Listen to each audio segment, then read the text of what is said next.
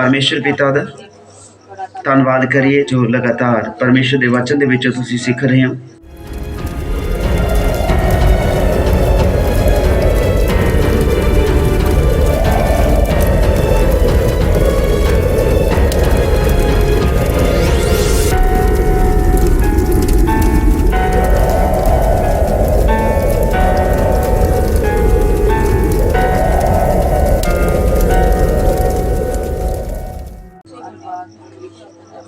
परमेश्वर ही तुहानूं सिखाउंदा है, परमेश्वर ही तुहानूं समझाउंदा है, क्योंकि सिखाउण वाला परमेश्वर है और सीखण वाले परमेश्वर के लोग तुसीं ते मैं इकट्ठे होए हैं। मेरे प्रियो, परमेश्वर के आत्मा की समझ तुहाडे ते मेरे जीवन दे विच ज्ञान प्रकाश का सामर्थ उंडेलिया जावे।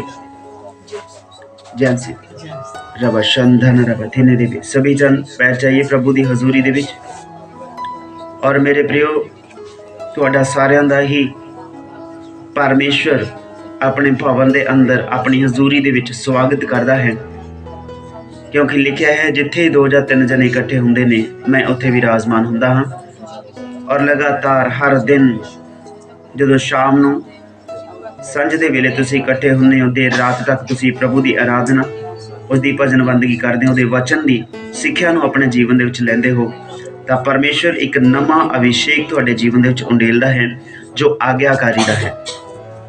धन्नवाद पिता परमेश्वर इस आग्याकारी नूं बने रहन दे लई, इस पवित्रताई दे विच वधन दे लई, क्योंकि तुसीं ही सानूं सिखाया है कि जिस तरह मैं पवित्र हाँ तुसीं भी पवित्र बनो।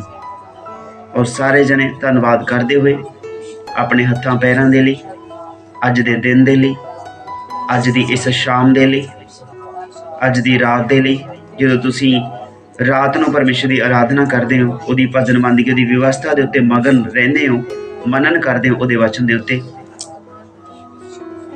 और मेरे प्रियो, दिन रात दुनिया दे लोग कामकाज करते ने, पर तुसीं जदों परमेश्वर की इबादत करन दे लई इकट्ठे हुंदे हो तां परमेश्वर के वचन च दास कहंदा है कि हे परमेश्वर मैं अद्धी रात नूं भी तेरी महिमा गावांगा, मैं तेरा धन्नवाद करांगा। और मेरे प्रिय, तुसीं सारे ही इस समय के दौरान परमेश्वर की इबादत करन दे लई इकट्ठे होए हो, कुछ नवीं गल्लां सीखण दे लई और तुहाडे उत्ते ज्ञान प्रकाश का सामर्थ वो आत्मा उंडेलिया जाए जो उंडेलिया गया। धन्नवाद जो कुछ तुसीं सिੱਖਿਆ है मोहर किया गया तुहाडे जीवन दे विच, क्योंकि ये समा तुहाडा व्यर्था नहीं गा मेरे प्रियो। दिन और रात करके परमेश्वर की व्यवस्था दे विच मगन रहन वाले तुसीं वो लोग हो मेरे प्रियो, जो नदी के किनारे ते लगे हुए रुख दी नहीं तुहाडा जीवन है, जो कदे कुमलाउंदे नहीं, कदे मुरझाउंदे नहीं, जिन्हां दे पत्ते कदे कुमलाउंदे नहीं और समय सिर वो अपना फल दिंदे ने। धन्नवाद खुदावंद यीशु मसीह दे नाम दे विच होके असीं इस प्रार्थना मंगदे हां। आमीन, हालेलुया, जोर दी बोलिए हालेलुया। तुहाडा सारिआं दा स्वागत है और परमेश्वर दे अज पवित्र वचन नूं सीखण दे लई और अज दी क्लास दे विच तुहाडा सारिआं दा ही असीं स्वागत करदे हां, क्योंकि लगातार असीं परमेश्वर दे वचन दे शिक्षा लै रहे हैं, परमेश्वर के वचन नूं चंगी तरह सीख रहे हैं, ताकि प्रचार करना जिहड़ा है अलग है पर वचन की सिक्ख्या लेना अलग है, जो सानू लैनी जरूरी है। क्योंकि लिखा है कि परमेश्वर के जिहड़े लोग संगत वाले परमेश्वर के उत्ते भरोसा करने वाले और लगातार रसूलों के कोल इकट्ठे होंदे, मान लो दासां दे कोल, सेवकां संतां दे कोल एक मंडली दे विच रहिंदे और रसूलों की सिक्ख्या लैण दे विच लगे रहंदे सीगे। आमीन। सो इस करके मेरे प्रियो, तुसीं और मैं नित परमेश्वर की हजूरी विच बैठ के ਉਹਦੇ पवित्र वचनों नूं सीखण दे विच और उन्हां दे उत्ते मनन करन दे विच लगे होयाਂਗੇ। तां धन्नवाद करदे होए रब दी हजूरी दे विच बैठिया करो। हर वेले जो लगातार तुसीं प्रार्थना करदे हो और परमेश्वर की आराधना उहदी भजन बंदगी करदे हो तां परमेश्वर नूं इह पसंद आउंदा है। आमीन। और मेरे प्रियो, आपां सीख रहे लगातार कुछ आयतां नहीं, कुछ विचार ने जो साडे इस चैनल के द्वारा भी तुसीं सारे जने सीख रहे होंगे, पर इस तो इलावा जो साडा परमेश्वर की संगति है उसका प्रकाश अलग सब नूं दिता जांदा है। ये कुछ तुहाडे लई गल्लां नहीं जो तुसीं इत्थे पहुँच नहीं सकते बाइबल की क्लास दे विच, और एक कुछ अंश तुहानूं दिता जांदा है, नहीं तो बाकी सारा प्रकाश पूरी कलीसिया दे विच वंडिया जांदा है और तुहाडे कोल समा मिलेगा और ਅਸੀਂ ਇਕੱਠੇ ਮਿਲ ਕੇ ਦੁਬਾਰਾ ਫਿਰ ਇਸ ਕਲਾਸ ਨੂੰ ਸ਼ੁਰੂ ਕਰਾਂਗੇ ਔਰ ਇਹ ਕਲਾਸ ਇਸੇ ਤਰ੍ਹਾਂ ਹੀ ਚੱਲਦੀ ਰਹੂਗੀ, ਠੀਕ ਹੈ, ਪਰਮੇਸ਼ਰ ਦੇ ਵਚਨ ਦੇ ਵਿੱਚ। ਔਰ ਅਸੀਂ ਸਾਰਿਆਂ ਨੇ ਲਗਾਤਾਰ ਪਰਮੇਸ਼ਰ ਦੇ ਵਚਨ ਦੇ ਵਿੱਚ ਬਣਿਆ ਰਹਿਣਾਗਾ ਜਿੰਨਾ ਕੁ ਚਿਰ ਪਰਮੇਸ਼ਰ ਦੀ ਅਗਵਾਈ ਦੇ ਹੇਠਾਂ ਆਪਾਂ ਚੱਲਾਂਗੇ। ਆਮੀਨ। और ਆਪਾਂ ਲਗਾਤਾਰ ਪਰਮੇਸ਼ਰ ਦੀ ਅਗਵਾਈ ਉਹਦੀ ਸਾਮਰਥ ਦੇ ਅਨੁਸਾਰ ਚੱਲਦੇ ਰਹਿਣਾਗਾ, ਕਿਉਂਕਿ ਲਿਖਿਆ ਹੈ ਸੰਗਤ ਦੇ ਵਿੱਚ ਹੀ ਪਰਮੇਸ਼ਰ ਹੈ ਔਰ ਪਰਮੇਸ਼ਰ ਦੇ ਵਿੱਚ ਹੀ ਸੰਗਤ ਰਹਿ ਸਕਦੀ ਹੈ ਔਰ ਪਰਮੇਸ਼ਰ ਤੋਂ ਬਿਨਾਂ ਸੰਗਤ ਰਹਿ ਨਹੀਂ ਸਕਦੀ ਮੇਰੇ प्रिय। आमीन। और ਅਸੀਂ ਸਿੱਖ ਰਹੇ ਹਾਂ ਕਿ ਯਿਸੂ ਮਸੀਹ ਕਿਉਂ ਆਏ। ਹਾਲੇਲੂਇਆ। ਇਹ ਸਾਡਾ ਟੌਪਿਕ ਹੈ, ਪਰ ਇਸ ਤੋਂ ਇਲਾਵਾ ਬਹੁਤ ਕੁਝ ਸਾਨੂੰ ਸਿੱਖਣ ਨੂੰ ਮਿਲਦਾ। ਇਹ ਇੱਕ ਆਇਤ ਬਸ ਲਿਖੀ ਹੋਈ ਹੈ ਸਾਡੀ ਕਿ ਯਿਸੂ ਮਸੀਹ ਕਿਉਂ ਆਏ। ਹਾਲੇਲੂਇਆ। ਔਰ ਇਸ ਦੇ ਵਿੱਚੋਂ ਬਹੁਤ ਕੁਝ ਆਪਾਂ ਨੇ ਸਿੱਖਿਆ ਹੈਗਾ ਜੋ ਅੱਗੇ ਵੀ ਸਿੱਖਦੇ ਰਵਾਂਗੇ। ਇਹ ਪ੍ਰਕਾਸ਼ ਸਾਡਾ ਸਮਾਪਤ ਨਹੀਂ ਹੋਵੇਗਾ, ਬਹੁਤ ਜ਼ਿਆਦਾ ਹੈ। ਔਰ ਪਰਮੇਸ਼ਰ ਦਾ ਵਚਨ ਤੋਂ ਇਹ ਗੱਲਾਂ ਬਿਆਨ ਕਰਦਾ ਹੈ ਕਿ ਪਰਮੇਸ਼ਰ ਦੇ ਵਚਨ ਦਾ ਜਿਹੜਾ ਸਾਮਰਥ ਹੈ, ਉਹਦਾ ਪ੍ਰਕਾਸ਼ ਹੈ, ਉਹਦੀ ਵਿਆਖਿਆ ਹੈ ਸਮੁੰਦਰ ਦੇ ਕਿਨਾਰੇ ਪਈ ਹੋਈ ਰੇਤ ਜਿੰਨੀ ਹੈਗੀ। ਇੱਕ ਇੱਕ ਸ਼ਬਦ, ਇੱਕ ਇੱਕ ਵਚਨ ਦਾ ਪ੍ਰਕਾਸ਼ ਇੰਨਾ ਹੈਗਾ, ਉਹਦੀ ਵਿਆਖਿਆ, ਉਹਦਾ ਵਰਣਨ ਕਰਨਾ ਬਾਹਰ ਹੋ ਜਾਂਦਾ ਗਾ ਮੇਰੇ ਪ੍ਰਿਯੋ। ਜਿਵੇਂ ਸਮੁੰਦਰ ਦੇ ਕਿਨਾਰੇ ਤੇ ਪਈ ਹੋਈ ਰੇਤ ਹੁੰਦੀ ਹੈ, ਉਹਨੂੰ ਕੋਈ ਗਿਣ ਨਹੀਂ ਸਕਦਾ। ਇਸ ਤਰ੍ਹਾਂ ਗਹਿਰੇ ਸਮੁੰਦਰ ਦੀ ਨਹੀਂ ਪਰਮੇਸ਼ਰ ਦਾ ਵਚਨ ਹੈ, ਜਿਹਦੀ ਗਹਿਰਾਈ ਦੇ ਵਿੱਚ ਜਿੰਨਾ ਜਾਵਾਂਗੇ ਓਨਾ ਹੀ ਅੱਗੇ ਵੱਧਦਾ ਜਾਊਗਾ ਮੇਰੇ ਪ੍ਰਿਯੋ। ਹਾਲੇਲੂਇਆ। ਔਰ ਅੱਜ ਫਿਰ ਤੁਸੀਂ ਇੱਕ ਨੀਚੇ ਜੋ ਆਇਤ ਤੁਸੀਂ ਨੇ ਲਿਖੀ ਸੀ ਉਹ ਮੈਨੂੰ ਇੱਕ ਵਾਰੀ ਫਿਰ ਤੋਂ ਬੋਲ ਕੇ ਸੁਣਾ ਦਈਏ, ਜੋ ਲਾਸਟ ਆਇਤ ਆਪਾਂ ਨੇ ਲਿਖੀ ਹੋਈ ਹੈ। प्रभु यीशु मसीह जी कहंदे मैं पिता दे कोल जावां, पिता पुत्र तुहाडे मन तुहाडे अंदर वसदे ने। आमीन। हालेलुया। परमेश्वर किथे वसदागा? ਸਾਡੇ ਹਿਰਦੇ ਦੇ ਅੰਦਰ, ਸਵਰਗ ਦੇ ਵਿੱਚ, ਸਵਰਗੀ ਥਾਵਾਂ ਦੇ ਵਿੱਚ ਪਰਮੇਸ਼ਰ ਰਹਿੰਦਾ ਹੈਗਾ। ਔਰ ਉਸਨੇ ਉਹ ਸਵਰਗੀ ਥਾਂ ਇੱਕ ਸਾਡੇ ਹਿਰਦੇ ਨੂੰ ਵੀ ਕਿਹਾ ਹੈਗਾ, ਕਿਉਂਕਿ ਅਸੀਂ ਔਰ ਤੁਸੀਂ ਜੋ ਸਾਡਾ ਅੰਦਰਲਾ ਹਿਰਦਾ ਹੈ, ਅੰਦਰੂਨੀ ਮਨੁੱਖਤਾ ਜੋ ਹੈ, ਅੰਦਰਲਾ ਮਨੁੱਖ ਉਹ ਪਰਮੇਸ਼ਰ ਦਾ ਮੰਦਰ ਹੈ। ਸਾਡਾ ਮਨ, ਸਾਡਾ ਹਿਰਦਾ ਜਿਸ ਨੂੰ ਪਰਮੇਸ਼ਰ ਨੇ ਪਸੰਦ ਕੀਤਾ ਹੈ ਉਸ ਜਗ੍ਹਾ ਤੇ ਉਹ ਵਿਰਾਜਮਾਨ ਹੈਗਾ। ਆਮੀਨ। ਹਾਲੇਲੂਇਆ। ਔਰ ਇੱਕ ਹੋਰ ਜੋ ਗੱਲ ਆਪਾਂ ਨੇ ਸਿੱਖੀ ਸੀ ਔਰ ਪਿਛਲੀ ਕਲਾਸ ਦੇ ਵਿੱਚ, ਔਰ ਇਹ ਸੀ ਮੇਰੇ ਪ੍ਰਿਯੋ ਕਿ ਪਰਮੇਸ਼ਰ ਸਾਨੂੰ ਜੇਕਰ ਜਨਮ ਦਿੱਤਾ ਹੈ ਤਾਂ ਪਰਮੇਸ਼ਰ ਸਾਨੂੰ ਲੈ ਕੇ ਜਾਣਾ ਚਾਹੁੰਦਾ ਕਿਉਂ ਹੈ? ਸਾਨੂੰ ਕਿਉਂ ਮੌਤ ਸਾਡੇ ਲਈ ਕਿਉਂ ਬਣਾਈ ਹੈ ਪਰਮੇਸ਼ਰ ਨੇ, ਹੈ ਨਾ। ਆਮੀਨ। ਔਰ ਫਿਰ ਪਰਮੇਸ਼ਰ ਨੇ ਜੇ ਮੌਤ ਬਣਾਈ ਦਿੱਤੀ ਸਾਡੇ ਲਈ ਤਾਂ ਫਿਰ ਸਾਡੇ ਰੂਹ ਨੂੰ ਆਪਣੇ ਨਾਲ ਕਿਉਂ ਲਿਜਾਣਾ ਚਾਹੁੰਦਾ ਹੈਗਾ। ਇਸ ਦੇ ਉੱਤੇ ਆਪਾਂ ਥੋੜ੍ਹਾ ਜਿਹਾ ਚਾਨਣ ਪਾਇਆ ਸੀ, ਪਰ ਹੁਣ ਥੋੜ੍ਹਾ ਜਿਹਾ ਹੋਰ ਆਪਾਂ ਇਹਦੇ ਬਾਰੇ ਅੱਗੇ ਸਿੱਖਾਂਗੇ ਔਰ ਉਸ ਤੋਂ ਬਾਅਦ ਫਿਰ ਅਸੀਂ ਇਹ ਗੱਲ ਨੂੰ, ਟੌਪਿਕ ਨੂੰ ਅੱਗੇ ਲੈ ਕੇ ਜਾਵਾਂਗੇ ਜੋ ਪਰਮੇਸ਼ਰ ਨੇ ਸਾਡੇ ਜੀਵਨ ਦੇ ਵਿੱਚ ਇਹ ਗੱਲਾਂ ਨੂੰ ਸਿੱਖਣ ਦੇ ਲਈ ਸਾਨੂੰ ਇਕੱਠੇ ਕੀਤਾ ਹੈਗਾ। ਆਮੀਨ। ਜ਼ੋਰ ਦੀ ਬੋਲੀਏ ਹਾਲੇਲੂਇਆ। ਔਰ ਇਸੇ ਤਰ੍ਹਾਂ ਆਪਾਂ ਵੱਧਦੇ ਰਹਿਣਾ ਪਰਮੇਸ਼ਰ ਦੇ ਵਚਨ ਦੇ ਵਿੱਚ। ਔਰ ਆਪਾਂ ਇਹ ਸਿੱਖ ਰਹੇ ਸੀ ਮੇਰੇ ਪ੍ਰਿਯੋ ਕਿ ਪਰਮੇਸ਼ਰ ਨੇ ਜੇਕਰ ਸਾਨੂੰ ਲੈ ਕੇ ਹੀ ਜਾਣਾਗਾ ਤਾਂ ਫਿਰ ਸਾਨੂੰ ਜਨਮ ਹੀ ਕਿਉਂ ਦਿੱਤਾ? ਸੋਚਣ ਵਾਲੀ ਗੱਲ ਹੈਗੀ। ਹਾਲੇਲੂਇਆ। ਔਰ ਅਸੀਂ ਕੱਲ ਵੀ ਔਰ ਪਿਛਲੀ ਕਲਾਸ ਦੇ ਵਿੱਚ ਵੀ ਆਪਾਂ ਇਹਨਾਂ ਗੱਲਾਂ ਨੂੰ ਮਨਨ ਕੀਤਾ, ਪਰ ਅੱਜ ਜੋ ਨਵੇਂ ਸਾਡੇ ਭੈਣ ਭਾਈ ਨੇਗੇ ਉਹਨਾਂ ਦੇ ਲਈ ਵੀ ਇਹ ਪ੍ਰਕਾਸ਼ ਹੈਗਾ ਮੇਰੇ ਪ੍ਰਿਯੋ ਕਿ ਅਸੀਂ ਜੇਕਰ ਜਗਤ ਦੇ ਵਿੱਚ ਆਏ ਹਾਂ, ਸਾਨੂੰ ਜਨਮ ਪਰਮੇਸ਼ਰ ਨੇ ਦਿੱਤਾ ਹੈਗਾ, ਤਾਂ ਫਿਰ ਯਿਸੂ ਨੇ ਕਿਹਾ ਕਿਉਂ ਕਿ ਮੈਂ ਜਾਂਦਾ ਹਾਂ ਔਰ ਮੇਰੇ ਪਿਤਾ ਕੋਲ ਬਹੁਤ ਸਾਰੇ ਮਕਾਨ ਨੇ, ਬਹੁਤ ਸਾਰੀ ਜਗ੍ਹਾ ਹੈਗੀ, ਮੈਂ ਤੁਹਾਡੇ ਲਈ ਸਵਰਗ ਦੇ ਵਿੱਚ ਜਗ੍ਹਾ ਤਿਆਰ ਕਰਦਾ ਹਾਂ, ਮੈਂ ਆਵਾਂਗਾ ਔਰ ਤੁਹਾਨੂੰ ਲੈ ਕੇ ਜਾਵਾਂਗਾ ਤਾਂ ਕਿ ਜਿੱਥੇ ਮੈਂ ਹਾਂ ਉੱਥੇ ਤੁਸੀਂ ਵੀ ਮੇਰੇ ਨਾਲ ਹੋਵੋ, ਮੇਰੇ ਨਾਲ ਵਸੋ। ਸੋ ਆਪਾਂ ਸਿੱਖ ਰਹੇ ਸੀ ਕਿ ਸਾਡਾ ਜੋ ਇਹ ਦੁਨਿਆਵੀ ਮਕਾਨ ਹੈ ਇਹ ਸਾਡਾ ਰਹਿਣ ਦਾ ਪੱਕਾ ਵਸੇਰਾ ਹੈਗਾ ਨਹੀਂਗਾ। ਇਸ ਨੂੰ ਛੱਡ ਕੇ ਕਿਤੇ ਨਾ ਕਿਤੇ ਆਪਾਂ ਨੇ ਚਲੇ ਹੀ ਜਾਣਾ ਹੈਗਾ। ਔਰ ਇਸ ਲਈ ਮੇਰੇ ਪ੍ਰਿਯੋ ਪਰਮੇਸ਼ਰ ਦੇ ਮੂੰਹ ਦੇ ਵਿੱਚੋਂ ਇੱਕ ਨਿਕਲਿਆ ਹੋਇਆ ਸ਼ਬਦ ਜਿਹਦੇ ਉੱਤੇ ਆਪਾਂ ਮਨਨ ਕੀਤਾ ਸੀ ਕਿ ਉਸਨੇ ਕਿਹਾ ਕਿ ਆਕਾਸ਼ ਟਲ ਜਾਊਗਾ, ਧਰਤੀ ਵੀ ਨਾਸ਼ ਹੋ ਜੂਗੀ, ਧਰਤੀ ਦੀ ਹਰ ਇੱਕ ਸ਼ੈ ਦਾ ਨਾਸ਼ ਕੀਤਾ ਜਾਊ। ਇੱਕ ਵਾਰੀ ਮਨੁੱਖ ਦਾ ਜੰਮਣਾ ਤੇ ਇੱਕ ਵਾਰੀ ਮਰਨਾ ਤੈਅ ਹੋ ਚੁੱਕਿਆ ਹੈਗਾ, ਪਰ ਅੰਤਿਮ ਸਮੇਂ ਦੇ ਵਿੱਚ ਜੋ ਜੀਵਿਤ ਹੋ ਕੇ ਪੁਨਰ ਉਥਾਨ ਜਿਹਨੂੰ ਆਪਾਂ ਸਿੱਖ ਰਹੇ ਹਾਂਗੇ, ਹਨਾ। ਆਮੀਨ। ਪੁਨਰ ਉਥਾਨ ਜੋ ਦੁਬਾਰਾ ਜੀਵਿਤ ਹੋ ਉੱਠ ਕੇ ਮੰਨ ਲਓ ਜਿਉਂਦਿਆਂ ਦੇ ਪਰਮੇਸ਼ਰ ਦੇ ਸਾਹਮਣੇ ਜਿਉਂਦਿਆਂ ਦਾ ਨਿਆਂ ਕੀਤਾ ਜਾਊਗਾ। ਆਮੀਨ।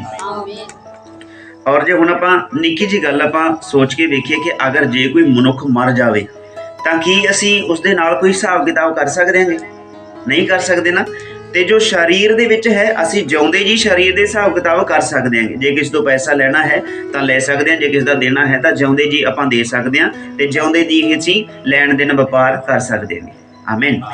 ਪਰ ਜੇਕਰ ਸਾਹਮਣੇ ਵਾਲਾ ਮਨੁੱਖ ਮਰ ਗਿਆ ਜਿਹਤੋਂ ਅਸੀਂ ਪੈਸੇ ਲੈਣੇ ਨੇ ਜਾਂ ਫਿਰ ਜਿਹਦੇ ਅਸੀਂ ਦੇਣੇ ਨੇ ਤਾਂ ਅਸੀਂ ਕਿਹਨੂੰ ਦੇਵਾਂਗੇ ਤੇ ਕਿਤੋਂ ਅਸੀਂ ਲਾਵਾਂਗੇ ਜੇਕਰ ਮਨੁੱਖ ਮਾਰੀ ਗਿਆ?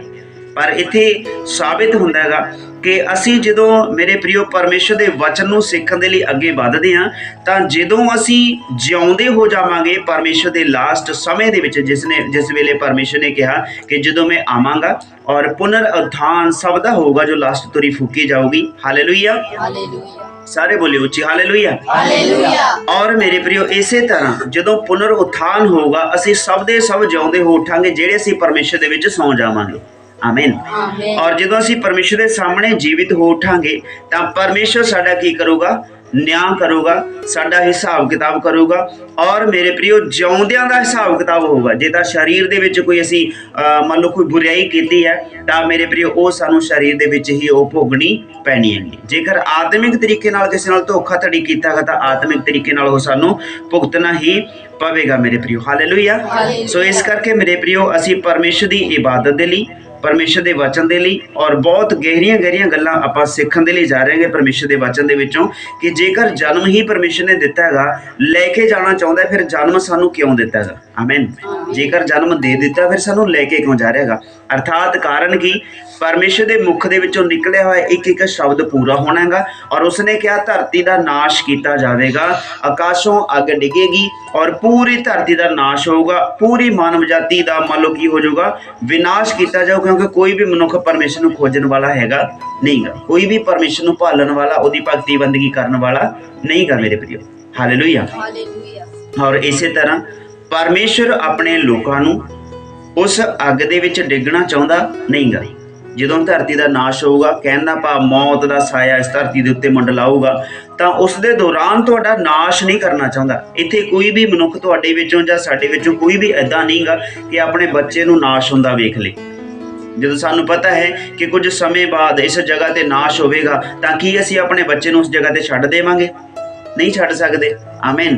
ਔਰ ਇਸੇ ਤਰ੍ਹਾਂ ਜਦੋਂ ਇਹ ਧਰਤੀ ਪਾਪ ਦੇ ਵਿੱਚ ਵਿਲੁਪਤ ਹੋ ਜਾਵੇਗੀ, ਪਾਪ ਦੇ ਵਿੱਚ ਭਰ ਜਾਵੇਗੀ ਮੇਰੇ ਪ੍ਰਿਯੋ, ਜਿਹਨੂੰ ਅਸੀਂ ਕਲਯੁਗ ਵੀ ਕਹਿ ਦਿੰਦੇ ਆਮ ਸਾਡੀ ਭਾਸ਼ਾ ਦੇ ਵਿੱਚ ਨਾ, ਕਲਯੁਗ ਵਧੂਗਾ, ਬਹੁਤ ਵੱਧ ਜੂ। ਕਹਿੰਦਾ ਭਾਵ ਕਲਯੁਗ ਕੀ ਹੈਗਾ? ਪਾਪ ਹੈਗਾ, ਗੁਨਾਹ ਹੈਗਾ, ਜੋ ਇੰਨਾ ਕੁ ਵੱਧ ਜਾਊਗਾ ਰੱਬ ਆਪਣੇ ਭਗਤੀ ਕਰਨ ਵਾਲੇ ਲੋਕਾਂ ਨੂੰ ਉਹਨਾਂ ਦੇ ਵਿੱਚ ਰਹਿਣ ਨਹੀਂ ਦੇਊਗਾ। ਉਹਨਾਂ ਨੂੰ ਉਠਾ ਕੇ ਕੀ ਲੈ ਜਾਊਗਾ? ਆਪਣੇ ਭਗਤੀ ਕਰਨ ਵਾਲੇ ਸਥਾਨ ਦੇ ਵਿੱਚ ਲੈ ਜਾਊਗਾ, ਜਿੱਥੇ ਤੁਸੀਂ ਬਿਲਕੁਲ ਆਰਾਮ ਦੇ ਨਾਲ ਭਗਤੀ ਕਰ ਸਕੋਗੇ। ਹੁਣ ਜਦੋਂ ਕਿਤੇ ਵੀ ਦੇਖੋ ਦੁਆ ਪ੍ਰਾਰਥਨਾ ਕਰਦੇ ਆ ਤਾਂ ਕਿਤੋਂ ਨਾ ਕਿਤੋਂ ਕੋਈ ਨਾ ਕੋਈ ਵਿੱਚ ਮੰਨ ਲਓ ਬੋਲਣ ਵਾਲਾ ਮਿਲਦਾ ਹੀ ਆ। ਕੋਈ ਕਹਿੰਦਾ ਤੁਹਾਡੀ ਆਵਾਜ਼ ਦੂਰ ਸੁਣਦੀ ਹੈਗੀ, ਕੋਈ ਕਹਿੰਦਾ ਤੁਸੀਂ ਰੌਲਾ ਵਾਲਾ ਪਾਉਂਦੇ ਹੋਗੇ, ਕੋਈ ਕਹਿੰਦਾ ਤੁਸੀਂ ਬੇਟਾਈਮੀ ਲੱਗੇ ਰਹਿੰਦੇ ਹੋਗੇ। ਕਹਿਣ ਦਾ ਭਾਵ ਇਹ ਗੱਲਾਂ ਜਗਤ ਦੇ ਹਿਸਾਬ ਤੋਂ ਬਾਹਰ ਨੇਗੀਆਂ, ਜਗਤ ਦੇ ਸਮਝ ਤੋਂ ਇਹ ਗੱਲਾਂ ਬਾਹਰ ਨੇਗੀਆਂ, ਕਿਉਂਕਿ ਮੇਰੇ ਪ੍ਰਿਯੋ ਦੁਨੀਆ ਦੇ ਵਿੱਚ ਕੰਮਕਾਜ ਹੈਗੇ ਸਭ ਇਦਾਂ ਹੀ ਚਲੇ ਗਏ। ਆਮੀਨ। ਜਨਮ ਲਿਆ, ਵੱਡੇ ਹੋਏ ਕੰਮਕਾਜ ਸਿੱਖੇ, ਸਭ ਇਦਾਂ ਹੀ ਕੰਮਕਾਜ ਕਰਦੇ ਚਲੇ ਗਏ। ਪਰ ਤੁਹਾਡੇ ਨਾਲ ਉਹ ਕਰਮ ਜਾਣਗੇ ਜਿਹੜੇ ਆਤਮਾ ਤੇ ਸੱਚਾਈ ਨਾਲ, ਕਹਿੰਦੇ ਨਾਮ ਸਿਮਰ ਲੈ ਨਿਮਾਣੀ ਜਿੰਦੇ ਮੇਰੀ, ਹੈ ਨਾ। ਔਖੇ ਵੇਲੇ ਕੰਮ ਆਊ। ਕਿਦੋਂ ਕੰਮ ਆਊਗਾ? ਔਖੇ ਵੇਲੇ। ਮੰਨ ਲਓ ਆਏ ਨਹੀਂਗਾ ਵੀ ਆਪਾਂ ਔਖੇ ਵੇਲੇ ਕੰਮ ਆਉਣ ਵਾਸਤੇ ਨਾਮ ਜਪਣਾਗਾ। ਨਾਮ ਆਪਾਂ ਜਪਣਾਗਾ ਆਪਣਾ ਉद्धार ਕਰਨ ਵਾਸਤੇ, ਆਪਣੀ ਸ਼ਾਂਤੀ ਬਣੀ ਰਹੇ, ਇਸ ਲਈ ਆਪਾਂ ਨਾਮ ਪਰਮੇਸ਼ਰ ਦਾ ਜਪਣਾਗਾ, ਉਹਦੀ ਭਜਨ ਬੰਦਗੀ ਕਰਨੀ ਹੈ। ਸੋ ਇਸ ਕਰਕੇ ਮੇਰੇ ਪ੍ਰਿਯੋ ਜਦੋਂ ਇਸ ਜਗਤ ਦੇ ਵਿੱਚ ਨਾਸ਼ ਹੋਊਗਾ, ਬਿਮਾਰੀ, ਕੋਈ ਅੰਧਕਾਰ ਦੀ ਤਾਕਤ, ਜਿਵੇਂ ਕਹਿ ਲਈਏ ਕਿਸੇ ਵੀ ਤਰ੍ਹਾਂ ਦਾ ਵਿਨਾਸ਼ ਧਰਤੀ ਦੇ ਉੱਤੇ ਆਊਗਾ, ਤਾਂ ਪਰਮੇਸ਼ਰ ਕਦੇ ਹੀ ਨਹੀਂ ਚਾਹੁੰਦਾ ਕਿ ਉਹਦੇ ਭਗਤ ਲੋਕ ਉੱਥੇ ਨਾਸ਼ ਹੋ ਜਾਣ ਉਸ ਅੰਧਕਾਰ ਦੀ ਅੱਗ ਦੇ ਵਿੱਚ। ਆਮੀਨ। ਕਹਿਣ ਦਾ ਭਾਵ ਸੰਸਾਰਿਕ ਤਰੀਕੇ ਨਾਲ ਜੇ ਦੇਖੀਏ, ਬੁਰਾਈ ਦੇ ਵਿੱਚ ਫਸੇ ਹੋਏ ਰਹਿਣ ਨਾ ਦੇਵੇਗਾ ਪਰਮੇਸ਼ਰ, ਉਹ ਤੁਹਾਨੂੰ ਆਪਣੇ ਨਾਲ ਉਠਾ ਕੇ ਲੈ ਜਾਵੇਗਾ। ਇਹੀ ਕਾਰਨ ਹੈ ਕਿ ਉਹ ਆਪਣੇ ਭਗਤਾਂ ਨੂੰ, ਆਪਣੇ ਤਾਲਿਬਾਂ ਨੂੰ, ਆਪਣੇ ਪ੍ਰੇਮੀਆਂ ਨੂੰ ਇਸ ਧਰਤੀ ਦੇ ਉੱਤੇ ਨਾਸ਼ ਹੋਣ ਵਾਸਤੇ ਛੱਡੂਗਾ ਨਹੀਂ ਮੇਰੇ ਪ੍ਰਿਯੋ। ਉਹ ਆਪਣੇ ਉਸ ਪਵਿੱਤਰ ਸਥਾਨ ਦੇ ਵਿੱਚ ਲੈ ਜਾਊਗਾ, ਜੋ ਆਪਾਂ ਪੜ੍ਹਿਆ ਸੀ ਕਿ ਤੁਹਾਨੂੰ ਆਪਣੇ ਨਾਲ ਲਿਜਾਣ ਵਾਸਤੇ ਪਰਮੇਸ਼ਰ ਇਸ ਧਰਤੀ ਦੇ ਉੱਤੇ ਆਉਂਦਾਗਾ। ਯਿਸੂ ਮਸੀਹ ਨੇ ਕਿਹਾ ਕਿ ਮੈਂ ਆਵਾਂਗਾ ਔਰ ਤੁਹਾਨੂੰ ਲੈ ਕੇ ਜਾਵਾਂਗਾ। ਪਹਿਲਾਂ ਕਿੱਥੇ ਗਿਆ ਉਹ?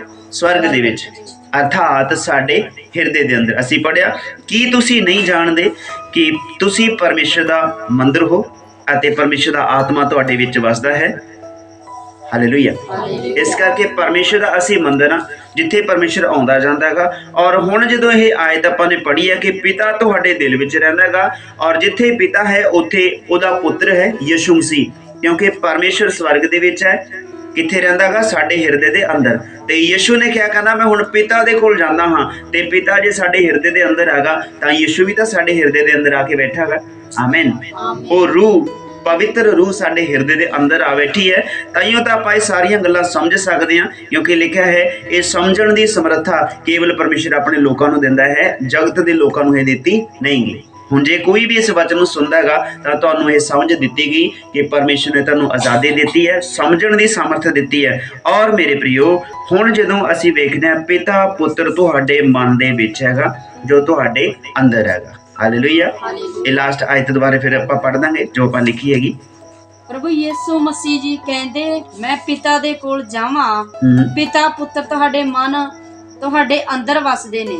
आमीन। ਆਮੀਨ। पिता परमेश्वर, पुत्र यीशु मसीह, परमेश्वर और उसका इकलौता पुत्र यीशु मसीह जो उद्धारकर्ता ਆਪਾਂ ਮੰਨਿਆ ਹੈ, ਔਰ ਉਹ ਸਾਡੇ ਹਿਰਦੇ ਦੇ ਅੰਦਰ ਵਸਦਾ ਹੈ। ਇਹ ਉਹਦਾ ਮੰਦਿਰ ਹੈ, ਅਸੀਂ ਉਹਦਾ ਮੰਦਿਰ ਹਾਂ। ਬੋਲੀਏ, ਮੈਂ ਪਰਮੇਸ਼ਰ ਦਾ ਮੰਦਿਰ ਹਾਂ, ਪਰਮੇਸ਼ਵਰ ਦਾ ਮੰਦਿਰ ਉਹ ਮੇਰੇ ਵਿੱਚ ਵਸਦਾ ਹੈ। ਉਹ ਮੇਰੇ ਵਿੱਚ ਵਸਦਾ ਹੈ। ਆਮੀਨ। ਆਮੀਨ। ਔਰ ਹੁਣ ਜਦੋਂ ਅਸੀਂ ਇਹਨਾਂ ਗੱਲਾਂ ਨੂੰ ਵੇਖਦੇ ਹਾਂ, ਉੱਤਰ 7 ਅਸੀਂ ਲਿਖਿਆਗਾ ਦੋਨਾਂ ਪਾਸੇ ਕ੍ਰਾਸ ਪਾ ਕੇ, ਪ੍ਰਭੂ ਯਿਸੂ ਮਸੀਹ ਤੁਹਾਡੇ ਮਨ ਵਿੱਚ ਰਹਿਣ ਦੇ ਲਈ ਆਏ ਨੇ। ਆਪਾਂ ਲਿਖਿਆ ਸੀ ਕਿ ਯਿਸੂ ਮਸੀਹ ਕਿਉਂ ਆਏ।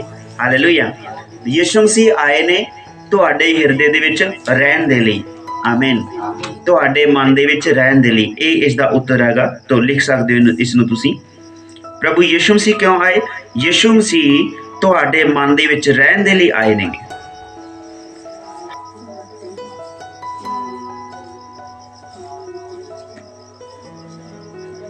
ਇੱਥੇ ਕੁਝ ਪ੍ਰਸ਼ਨ ਉੱਠਣਗੇ, ਜੇ ਸ਼ਾਇਦ ਹੋ ਸਕਦਾ ਤੁਹਾਨੂੰ ਸਮਝ ਵਿੱਚ ਆਵੇ ਤਾਂ ਤੁਸੀਂ ਬੋਲ ਸਕਦੇ ਹੋ ਇਹਨਾਂ ਨੂੰ, ਜਿਨ੍ਹਾਂ ਨੂੰ ਵੀ ਸਮਝ ਆਵੇ।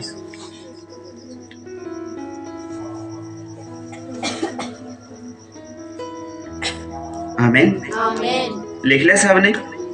ਪ੍ਰਭੂ ਯਿਸੂ ਮਸੀਹ ਤੁਹਾਡੇ ਮਨ ਦੇ ਵਿੱਚ ਰਹਿਣ ਦੇ ਲਈ ਆਏ ਨੇ। ਔਰ ਇੱਥੇ ਇੱਕ ਪ੍ਰਸ਼ਨ ਉੱਠਦਾ ਹੈਗਾ, ਜੇ ਤੁਹਾਡੇ ਮਨ ਦੇ ਵਿੱਚ ਆ ਰਹੀ ਹੈ ਕੋਈ ਗੱਲ, ਤਾਂ ਪਰਮੇਸ਼ਰ ਤੁਹਾਡੇ ਮਨ ਦੇ ਵਿੱਚ ਰਹਿਣ ਦੇ ਲਈ ਕਿਉਂ ਆਏ ਨੇਗੇ। ਆਮੀਨ। ਥੱਲੇ ਤੁਸੀਂ ਲਿਖ ਸਕਦੇ ਹੋ ਕਿ ਪ੍ਰਸ਼ਨ ਹੈਗਾ ਇਸੇ ਆਇਤ ਦੇ ਵਿੱਚੋਂ। ਪ੍ਰਸ਼ਨ, ਪਰਮੇਸ਼ਰ ਤੁਹਾਡੇ ਮਨ ਦੇ ਵਿੱਚ ਹੀ ਕਿਉਂ ਰਹਿੰਦਾ ਹੈ।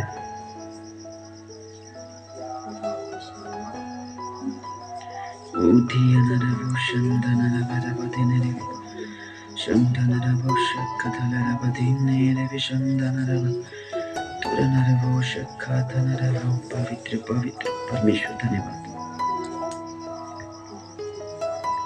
परमेश्वर ਤੁਹਾਡੇ ਮਨ ਦੇ ਵਿੱਚ ਕਿਉਂ ਰਹਿੰਦਾ ਹੈ। ਕੋਈ ਵੀ ਬੋਲ ਸਕਦਾ ਹੈਗਾ। ਆਮੀਨ। ਆਮੀਨ। ਤੁਸੀਂ ਸਿੱਖ ਲਿਆ ਹੈਗਾ। ਔਰ ਨੀਚੇ ਅਸੀਂ ਉੱਤਰ ਲਿਖ ਸਕਦੇ ਹਾਂ ਇਸ ਦਾ। अगर पेज खत्म हो गया तो अगले पेज पे चले जावांगे। उत्तर पहला कुरिन्थिया 3 अध्याय 17 आयत खोल के पढ़ोगे तो तुहानू समझ आ जाऊगा, और फिर तुहानू इसका प्रकाश आपां देवांगे। और ये जगह आम जी है, असी अपने घर दे विच रहिंदे हां ना, अपने घर दे विच रहने असी क्यों रहने अपने घर दे विच, क्योंकि वो साडा घर हैगा ना। आमीन। इधर भाई समझ गया। हालेलुया। ताड़ी मार दिए। आमीन। और मेरे प्रियो, असी अपने घर दे विच रहने क्योंकि वो साडा घर है। हुण परमेश्वर साडे अंदर रहिंदा, क्यों रहिंदा हैगा, क्योंकि ये उसदा मंदिर हैगा। हालेलुया। निक्कियां निक्कियां गल्लां जदों तुसीं सिखदे रहोगे ना, होर ज़्यादा अगे वधोगे। पहला कुरिन्थिया 3 अध्याय दी 17 आयत नूं आपां पढ़ दांगे।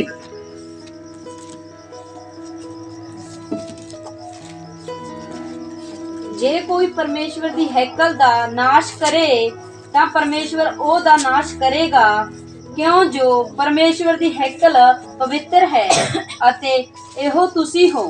आमीन। क्यों जो परमेश्वर ਦੀ ਹੈਕਲ ਪਵਿੱਤਰ ਹੈ। आमीन। बाकी ਦੀਆਂ ਸਾਰੀਆਂ ਗੱਲਾਂ ਟੌਪਿਕ ਅਲੱਗ ਚਲਾ ਜਾਊਗਾ ਜੇ ਪੂਰੀਆਂ ਪੜਾਂਗੇ, ਪਰ ਇੱਥੇ ਇਹੀ ਪਰਮੇਸ਼ਰ ਨੇ ਪ੍ਰਕਾਸ਼ ਦਿੱਤਾ ਹੈਗਾ। ਇਹ ਅਲੱਗ-ਅਲੱਗ ਟੌਪਿਕ ਅਲੱਗ-ਅਲੱਗ ਵਿਆਖਿਆ ਬਣ ਜੂਗੀ ਦੀ, ਜੇਕਰ ਹੋਰ ਜ਼ਿਆਦਾ ਵਿਸਤਾਰ ਦੇ ਵਿੱਚ ਜਾਵਾਂਗੇ। ਪਰ ਆਪਾਂ ਸਿੱਖ ਰਹੇ ਹਾਂ ਪਰਮੇਸ਼ਰ ਸਾਡੇ ਮਨ ਦੇ ਵਿੱਚ ਕਿਉਂ ਆਇਆ ਹੈਗਾ, ਪਰਮੇਸ਼ਰ ਸਾਡੇ ਦਿਲ ਦੇ ਵਿੱਚ ਕਿਉਂ ਰਹਿੰਦਾ ਹੈਗਾ, ਕਿਉਂ ਰਿਹਾ ਹੈਗਾ। ਆਮੀਨ।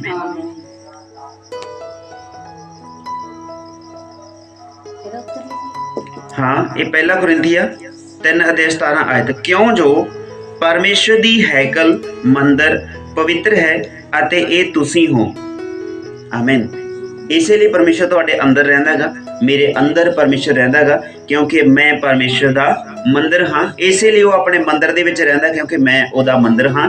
ਔਰ ਇਕੱਲਾ ਮੰਦਰ ਹੀ ਨਹੀਂ, ਕਹਿੰਦਾ ਤੁਸੀਂ ਪਵਿੱਤਰ ਹੋ। ਪਰਮੇਸ਼ਰ ਕਿੱਥੇ ਵਿਰਾਜਮਾਨ ਰਹਿੰਦਾ ਹੈਗਾ? ਪਵਿੱਤਰਤਾਈ ਦੇ ਵਿੱਚ।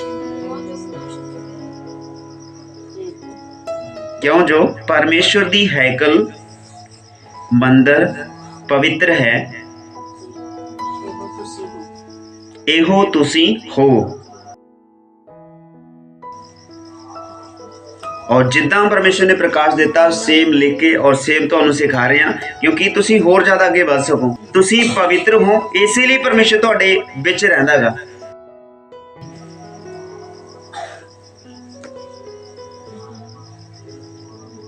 और मेरे प्रियो इस तो अगे जो है जिस दिन तुसी इस गल नूं जान लिया, परमेश्वर नूं समझ लिया, परमेश्वर पिता कित्थे है, ਤਾਂ ਤੁਹਾਨੂੰ ਭਾਲਣ ਦੀ ਲੋੜ ਨਹੀਂ। ਜੋ ਆਪਾਂ ਕੱਲ੍ਹ ਦੇ ਮੰਨ ਲਓ ਪਿਛਲੀ ਕਲਾਸ ਦੇ ਵਿੱਚ ਆਪਾਂ ਇਹਨਾਂ ਗੱਲਾਂ ਨੂੰ ਬਿਆਨ ਕੀਤਾ ਹੈਗਾ ਤੇ ਤੁਹਾਨੂੰ ਭਾਲਣ ਦੀ ਲੋੜ ਨਹੀਂ ਗੀ ਪੈਣੀ। ਪਰਮੇਸ਼ਵਰ ਤੁਹਾਡੇ ਅੰਦਰ ਵਸਦਾ ਹੈਗਾ ਔਰ ਜਦੋਂ ਤੁਸੀਂ ਵੇਖੋਗੇ ਉਹ ਤੁਹਾਡੇ ਸਾਹਮਣੇ ਹੋਵੇਗਾ, ਤੁਹਾਡੇ ਹਿਰਦੇ ਦੇ ਅੰਦਰ ਹੋਵੇਗਾ ਔਰ ਉਸੇ ਘੜੀ ਪਰਮੇਸ਼ਵਰ ਤੁਹਾਨੂੰ ਆਸ਼ੀਸ਼ਿਤ ਕਰੇਗਾ। ਉਹਨਾਂ ਗੱਲਾਂ ਦੇ ਵਿੱਚ ਸਕੂਨ ਦੇਵੇਗਾ, ਸ਼ਾਂਤੀ ਦੇਵੇਗਾ ਜਿਨ੍ਹਾਂ ਗੱਲਾਂ ਦੇ ਵਿੱਚ ਭੈ ਤੁਹਾਨੂੰ ਡਰਾਉਂਦਾ ਹੈਗਾ ਜਾਂ ਭੈ ਆਉਂਦਾ ਜਾਂ ਡਰ ਲੱਗਦਾ ਹੈਗਾ ਹਨਾ, ਤੇ ਉਹਨਾਂ ਸਾਰੀਆਂ ਗੱਲਾਂ ਦੇ ਵਿੱਚੋਂ ਪਰਮੇਸ਼ਰ ਤੁਹਾਨੂੰ ਬਾਹਰ ਕੱਢੇਗਾ ਕਿਉਂਕਿ ਪਰਮੇਸ਼ਰ ਦੇ ਵਿੱਚ ਭੈ ਹੈ ਨਹੀਂਗਾ ਤੇ ਨਾ ਹੀ ਉਹਦੇ ਵਿੱਚ ਕੋਈ ਵੈਰ ਹੈਗਾ ਮੇਰੇ ਪ੍ਰਿਓ। ਆਮੀਨ। ਤੇ ਜਿਨ੍ਹਾਂ ਦੇ ਵਿੱਚ ਵੈਰ ਹੈ ਸੋ ਹੈ ਪਰ ਉੱਥੇ ਪਰਮੇਸ਼ਰ ਕੰਮ ਕਰਦਾ ਨਹੀਂਗਾ। ਹਾਲੇਲੂਇਆ। ਪਰਮੇਸ਼ਰ ਉੱਥੇ ਆਪਣਾ ਕੰਮ ਨਹੀਂ ਕਰਦਾ ਜਿੱਥੇ ਸਾਡੇ ਹਰ ਹਿਰਦਿਆਂ ਦੇ ਅੰਦਰ ਵਿਰੋਧ ਹੋਵੇ ਜਾਂ ਈਰਖੇ ਦੇ ਨਾਲ ਅਸੀਂ ਭਰੇ ਹੋਈਏ। ਤੇ ਜੇਕਰ ਈਰਖਾ ਹੈ ਤਾਂ ਪਰਮੇਸ਼ਰ ਸਾਡੇ ਵਿੱਚ ਇੱਕ ਮਾਤਰ ਵੀ 1% ਵੀ ਕੰਮ ਕਰਦਾ ਨਹੀਂਗਾ ਮੇਰੇ ਵੀਰ। ਆਮੀਨ। ਇਸ ਲਈ ਪਰਮੇਸ਼ਰ ਕਿੱਥੇ ਰਹਿੰਦਾ ਹੈਗਾ? ਸਾਡੇ ਹਿਰਦੇ ਦੇ ਅੰਦਰ।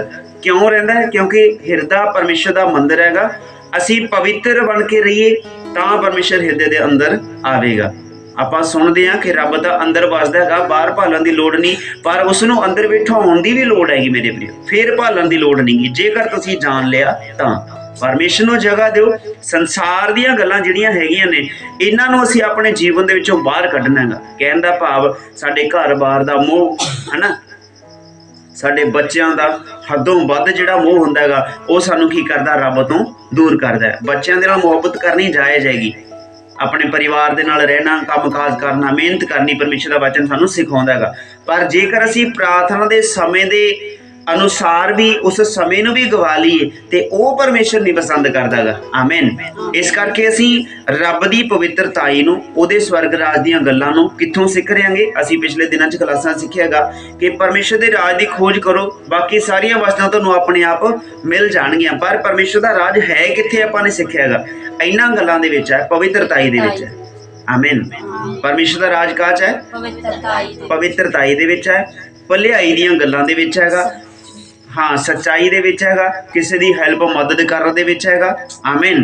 ਔਰ ਇਹ ਰਾਜ ਦੀਆਂ ਗੱਲਾਂ ਜਦੋਂ ਆਪਾਂ ਜਾਣ ਲਈਆਂ ਤਾਂ ਫਿਰ ਪਰਮੇਸ਼ਰ ਸਾਡੇ ਜੀਵਨ ਦੇ ਵਿੱਚ ਸਹੀ ਪ੍ਰਕਾਸ਼, ਸਹੀ ਸੋਚ ਤੁਹਾਡੀ ਤੇ ਮੇਰੀ ਇੱਕ ਨਵਾਂ ਪ੍ਰਕਾਸ਼, ਨਵੀਂ ਉਮੀਦ, ਇੱਕ ਨਵੀਂ ਜੀਵਨੀ ਸਾਡੇ ਜੀਵਨ ਦੇ ਵਿੱਚ ਪ੍ਰਵੇਸ਼ ਕਰ ਜਾਊਗੀ।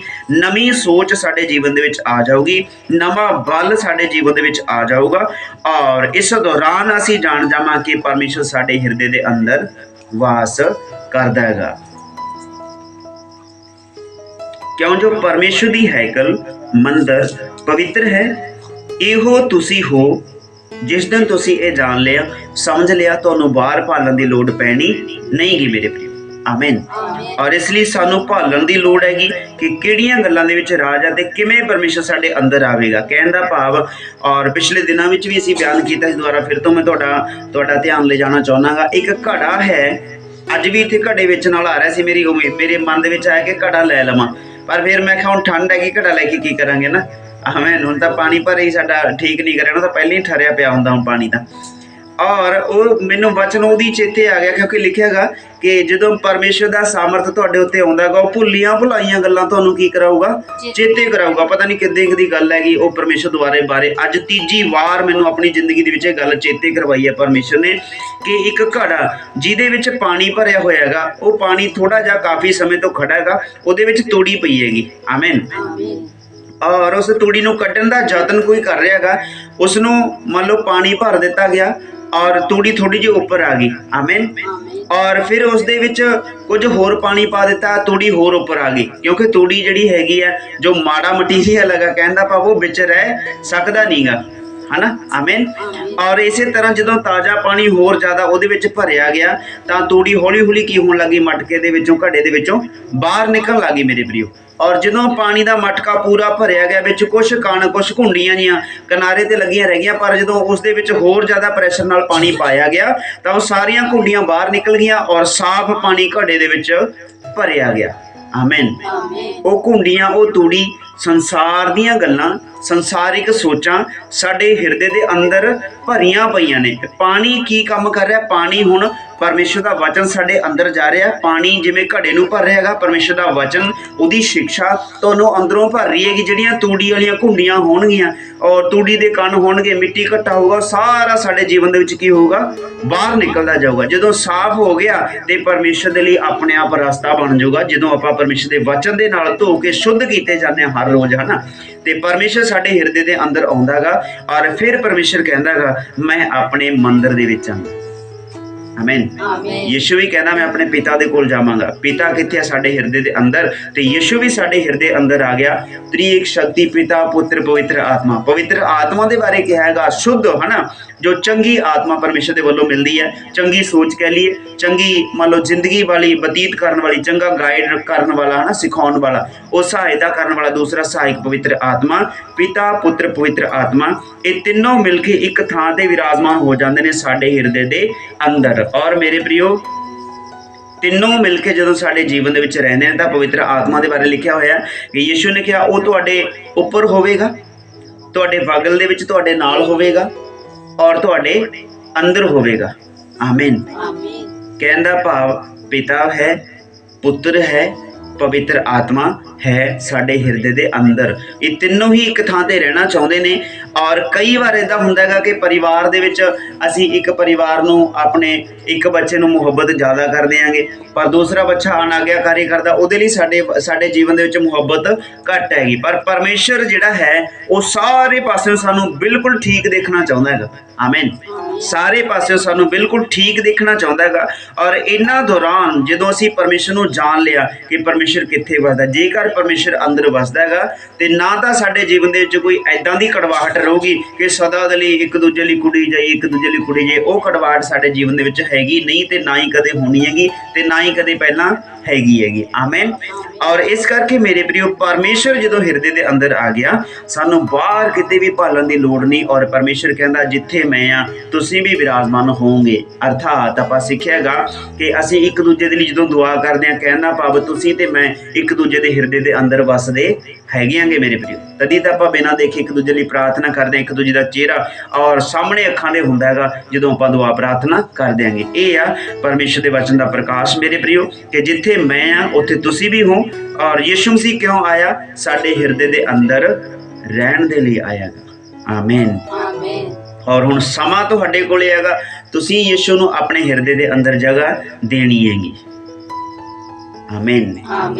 ਔਰ ਅਸੀਂ ਪਰਮੇਸ਼ਰ ਨੂੰ ਜਗ੍ਹਾ ਆਪਣੇ ਹਿਰਦੇ ਦੇ ਅੰਦਰ ਦੇਣੀ ਹੈਗੀ। ਔਰ ਪਰਮੇਸ਼ਰ ਦੇ ਲਈ ਇਹ ਜਗ੍ਹਾ ਅਸੀਂ ਨੇ ਤਿਆਰ ਕਰ ਦੇਣੀ ਹੈਗੀ। ਆਪਣਾ ਹਿਰਦਾ, ਆਪਣਾ ਮਨ ਪਰਮੇਸ਼ਰ ਦੇ ਹੱਥਾਂ ਵਿੱਚ ਦੇ ਕੇ ਚੱਲਣਾਗਾ ਤਾਂ ਕਿ ਉਹ ਸਾਡੇ ਅੰਦਰ ਵਾਸ ਕਰੇ।